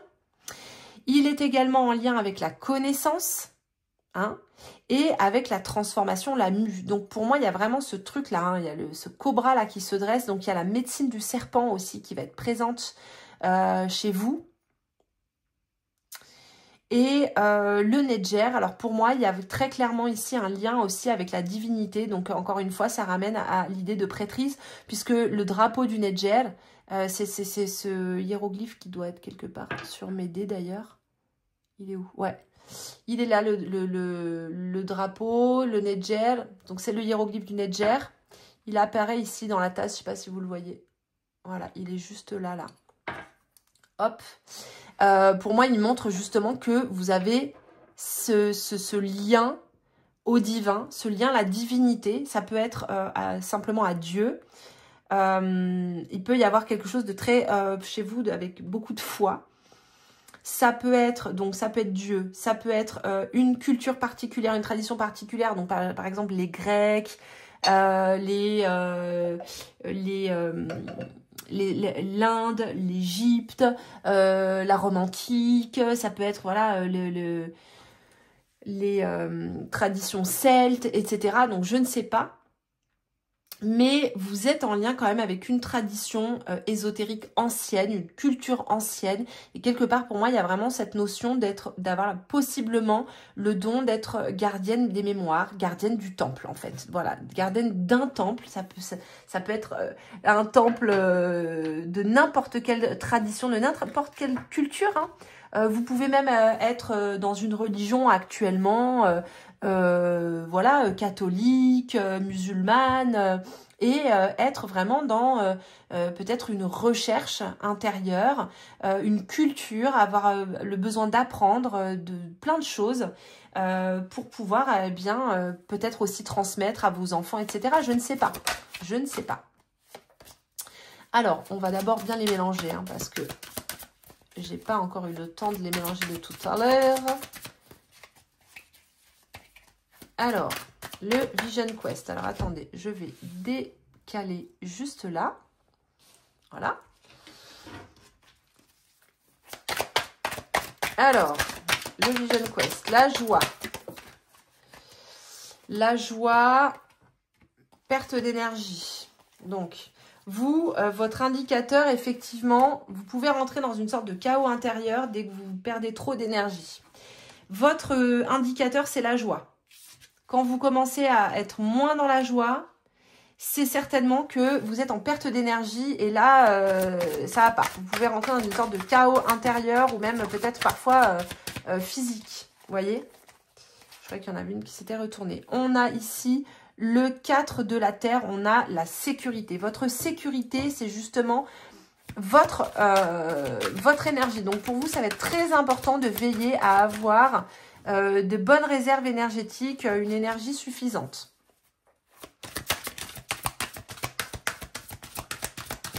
Ah bah si, je me disais bien qu'il y en avait une. Ok, on a la carte Rébellion. Donc Rébellion, ici, ça me fait beaucoup penser aussi à ces épanouissements personnels. Ok. Alors, il y a eu des lignées de femmes qui ont traversé les âges en se cachant pour pouvoir transmettre des enseignements ésotériques, des enseignements très importants, des enseignements très puissants, que seules les femmes, dont seules les femmes avaient accès à certaines époques. Elles ont dû fuir et ces enseignements en fait ont été, finalement en fait c'est elles qui cachaient l'enseignement en elles-mêmes. C'est d'ailleurs ici, vous voyez sur la carte d'Isis, on a un livre sans écriture. Pourquoi? Parce que il y a la connaissance est en elle. Voyez, c'est pas une connaissance mentale, c'est pas une connaissance livresque, c'est une connaissance par l'expérience. Et quelque part, je pense que vous avez vraiment dû vous rebeller contre un système, très certainement un système patriarcal, hein, puisqu'on est vraiment dans ces mémoires-là, pour pouvoir participer à l'épanouissement aussi des femmes et en préservant les mémoires, en préservant la connaissance de certaines choses. On a la sensible et le chaman. Donc vous, aujourd'hui, bah, on a la carte guerrier spirituel qui est juste derrière. On a un peu là-dedans, effectivement. Donc, quelque part, vous savez, il y a eu les Templiers et les Cathars qui ont essayé d'être gardiens d'une tradition ésotérique et plus ésotérique que religieuse, hein, finalement. Qui ont été bon bah voilà hein, qui ont été éliminées, eh bien ces femmes c'est un petit peu la même chose. Marie-Madeleine en a fait partie d'ailleurs, puisqu'elle a dû fuir pour se réfugier en France en passant par les Saintes Maries de la Mer, puisque elle était détentrice d'une connaissance spécifique. Vous voyez, donc Marie-Madeleine, elle est vraiment dans cette lignée hein, de femmes gardiennes, gardiennes du temple, quoi. gardienne du temple, gardienne des mémoires, etc., etc. On est vraiment, effectivement, dans ce genre d'énergie. Donc, que vous soyez sur une lignée Marie-Madeleine, sur une lignée autre, d'ailleurs, hein, sur d'autres cultures ou d'autres traditions, il n'empêche que pour moi, vous êtes quand même toujours dans ce rôle peut-être, je ne sais pas comment véritablement le dire, mais de gardienne d'une tradition, de gardienne de mémoire, d'enseignement, et que, eh bien, vous allez pouvoir transmettre, mais ça ne veut pas dire forcément transmettre au collectif, et en transmettant, vous participez à restaurer quelque chose, vous participez à redresser ce pilier de jade pour aussi redresser l'équilibre. Hein, un équilibre global, beaucoup plus global, beaucoup plus collectif. Comptez les bienfaits dont vous avez été comblés. On a donc ici gibbeuse et croissante, ok.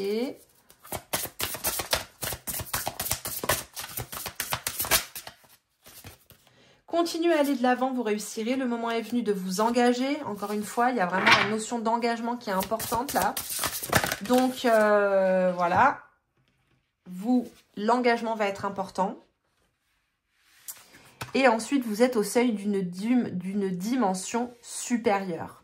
Donc, il y a un nouveau passage qui est en train de s'ouvrir là. Et peut-être que c'est aussi une invitation à continuer d'étudier. C'est-à-dire que ces femmes qui sont comme ça porteuses de mémoire, de connaissances, etc., c'est pas forcément évident de retrouver ses mémoires, de retrouver ses connaissances. En général, ça passe d'abord par des synchronicités, éventuellement une passion, le fait d'avoir vraiment un intérêt spécifique pour une tradition particulière. Ça va vous demander effectivement de vous engager pleinement dans l'étude. C'est aussi pour ça que la papesse, elle apparaît. Attention, parce qu'il y a beaucoup de fantasmes. On pense souvent la connaissance directe, intuitive, j'ai pas besoin d'étudier pour savoir, etc. Non, quand on est en contact avec une culture, une tradition ancienne, le socle de base, ça va être justement d'étudier l'histoire, de connaître l'histoire, de savoir dans quel contexte est-ce que les gens de l'époque pouvaient vivre. Ça va être fondamental parce que sinon, il peut y avoir des projections personnelles et on peut complètement être à côté. Donc ici, vous, si votre voix est bien liée à ça, hein, si ça vous parle, bien entendu, toujours comme d'habitude, prenez du recul, vous voyez, ça va être, l'étude va être fondamentale. L'engagement va être fondamental et aller de l'avant, effectivement, continuez à aller de l'avant, engagez-vous, étudiez, et là, quelque part, il y aura aussi une forme de légitimité, vous voyez? Donc, ça peut être par, je sais pas moi, un cursus, effectivement, de prêtrise avec quelqu'un qui est vraiment calé, parce que c'est pareil, aujourd'hui, on trouve de tout, hein. Moi, je connais très, très bien le milieu pour avoir côtoyé de nombreuses prêtresses et j'ai mes 2 meilleures amies qui sont elles-mêmes prêtresses, qui ont été ordonnées prêtresses, etc. Mais on sait que dans ce milieu-là, il y a aussi beaucoup de business, donc il faut vraiment faire attention. Alors, tac, tac, tac, voilà. Qu'est-ce qu'on va avoir d'autre ? Ah, on a Bast qui sort, donc Bast, c'est la déesse à tête de chatte qui est... donc c'est le véritable nom de Bastet, hein, c'est Bast, qui va nous parler d'instinct, de sensualité. Donc encore une fois, on est bien dans ces énergies féminines. C'est aussi d'ailleurs la protectrice du foyer, donc la protectrice du temple. En Égypte, il y a notamment dans le temple d'Hathor, j'ai des photos d'ailleurs, je vous les mettrai peut-être en post sur YouTube là. Il y a un chat qui est très connu qui est le gardien du temple d'Hathor. Je connais ce chat personnellement, je l'ai pris en photo sous toutes les coutures, je le prends à chaque fois que j'y vais en fait sous toutes les coutures, il est trop mignon. Et donc, en fait, les chats dans les temples vont avoir une fonction, effectivement, de gardien, de protecteur, de purificateur des lieux.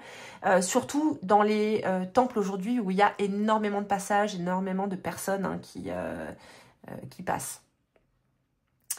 Ensuite, on va avoir l'ibis à Crète, qui est donc ici écrit archétype sacré, élément de l'air. Donc effectivement, on va être en lien avec l'air.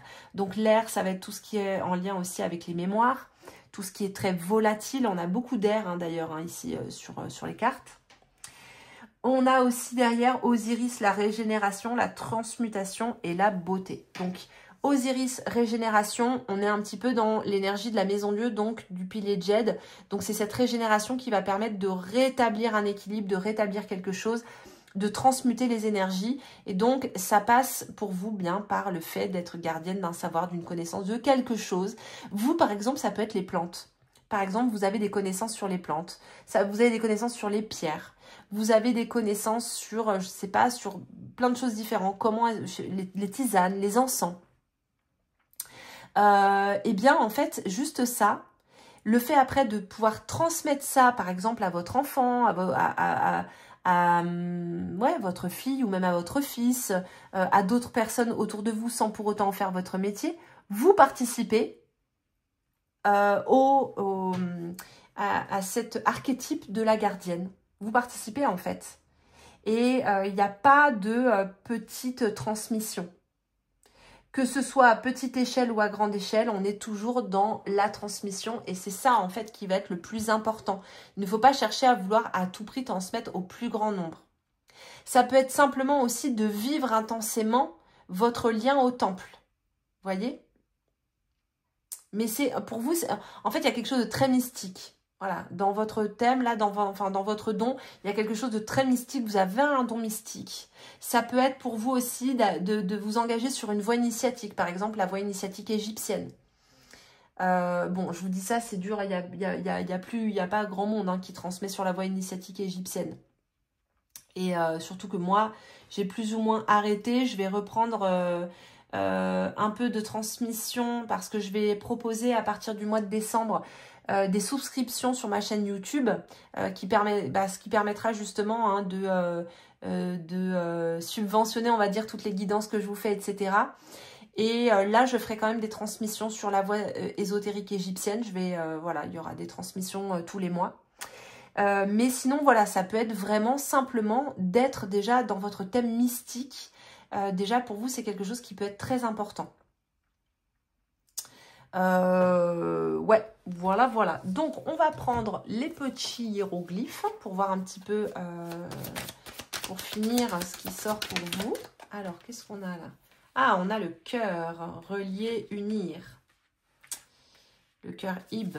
Enfin, là, ici, c'est même pas le cœur Ib, en fait, c'est Néfer. Ok, bon, bah, c'est Chad, voilà. Écriture, connaissance, gardienne des mystères, gardienne de la connaissance. Voilà, c'est c'est la parèdre de Thoth, donc c'est la scribe sacrée. On est complètement dans les énergies de Séchat. Je ne comprends même pas pourquoi je n'y avais pas pensé plus tôt. Quelle gourde fais-je? Quelle gourde fais-je? Le pain, la lettre T qui vient nous parler du féminin. C'est le hiéroglyphe qu'on utilise justement pour marquer le féminin dans une phrase. Par exemple, tout à l'heure il y avait le canard, donc le canard c'est le hiéroglyphe Sa. Si on met le pain derrière, ça fait Sat. Et au lieu d'avoir le fils, on a la fille. Voilà, ça, il vient marquer le féminin. Et derrière, on a, encore une fois, on a Bastet qui apparaît, donc Bast, effectivement, qui vient nous parler de cette énergie féminine, du temple, d'être celle qui va protéger le temple. Alors, c'est surtout Nephthys, en fait, hein, la gardienne du temple, mais Nephthys, elle n'est pas sortie, là, dans le tirage. Mais, en fait, la gardienne du temple, c'est très clairement Nephthys. On est vraiment sur la voie de Nephthys. D'ailleurs, Nephthys qui va être un peu à mi-chemin entre Isis et Hathor, justement, puisqu'elle fait partie de cette triple déesse, Isis, Hathor, Nephthys. Mais là, avec ces chattes, on est très clairement dans tout ce qui va être lié à l'écriture, au mystère, à tout ce qui est caché, et tout ce qui doit garder, tout ce qui doit rester caché au mystérieux, tout ce qui a besoin d'être préservé, vous voyez? Donc là, on est vraiment, c'est cohérence du début à la fin dans cette guidance, je vous le dis. On va se faire un dernier petit hiéroglyphe. Ah bah voilà, il a sauté, et c'est quoi? Et ben c'est l'abri, shelter, il est déjà sorti tout à l'heure. L'abri. Donc pour moi, c'est vraiment protection, c'est-à-dire protéger l'enseignement, protéger les mystères, en étant eh bien gardienne, ne pas dévoiler les mystères à tout le monde, parce que si l'initiation, au mystère était quelque chose justement de tout à fait secret, hein. L'initiation durant l'Antiquité, on ne disait pas ce que l'on vivait dans les écoles des mystères, c'était littéralement interdit, c'était passible quand même de mort. Donc, on était soumis au secret, voilà, c'est ça. Et chez Séchat, il y a effectivement cette notion de secret. Donc c'était être soumis au secret, c'était vivre son initiation, mais ne jamais dire aux autres ce que l'on vivait. Et après, on a le cœur ici, c'est le hiéroglyphe Néfer, donc on a la trachée et le cœur, qui nous parle effectivement de relier, mais c'est-à-dire que pour moi, c'est plutôt la reliance à l'inconscient qui fait que on va être dépositaire d'une connaissance, d'un savoir, etc.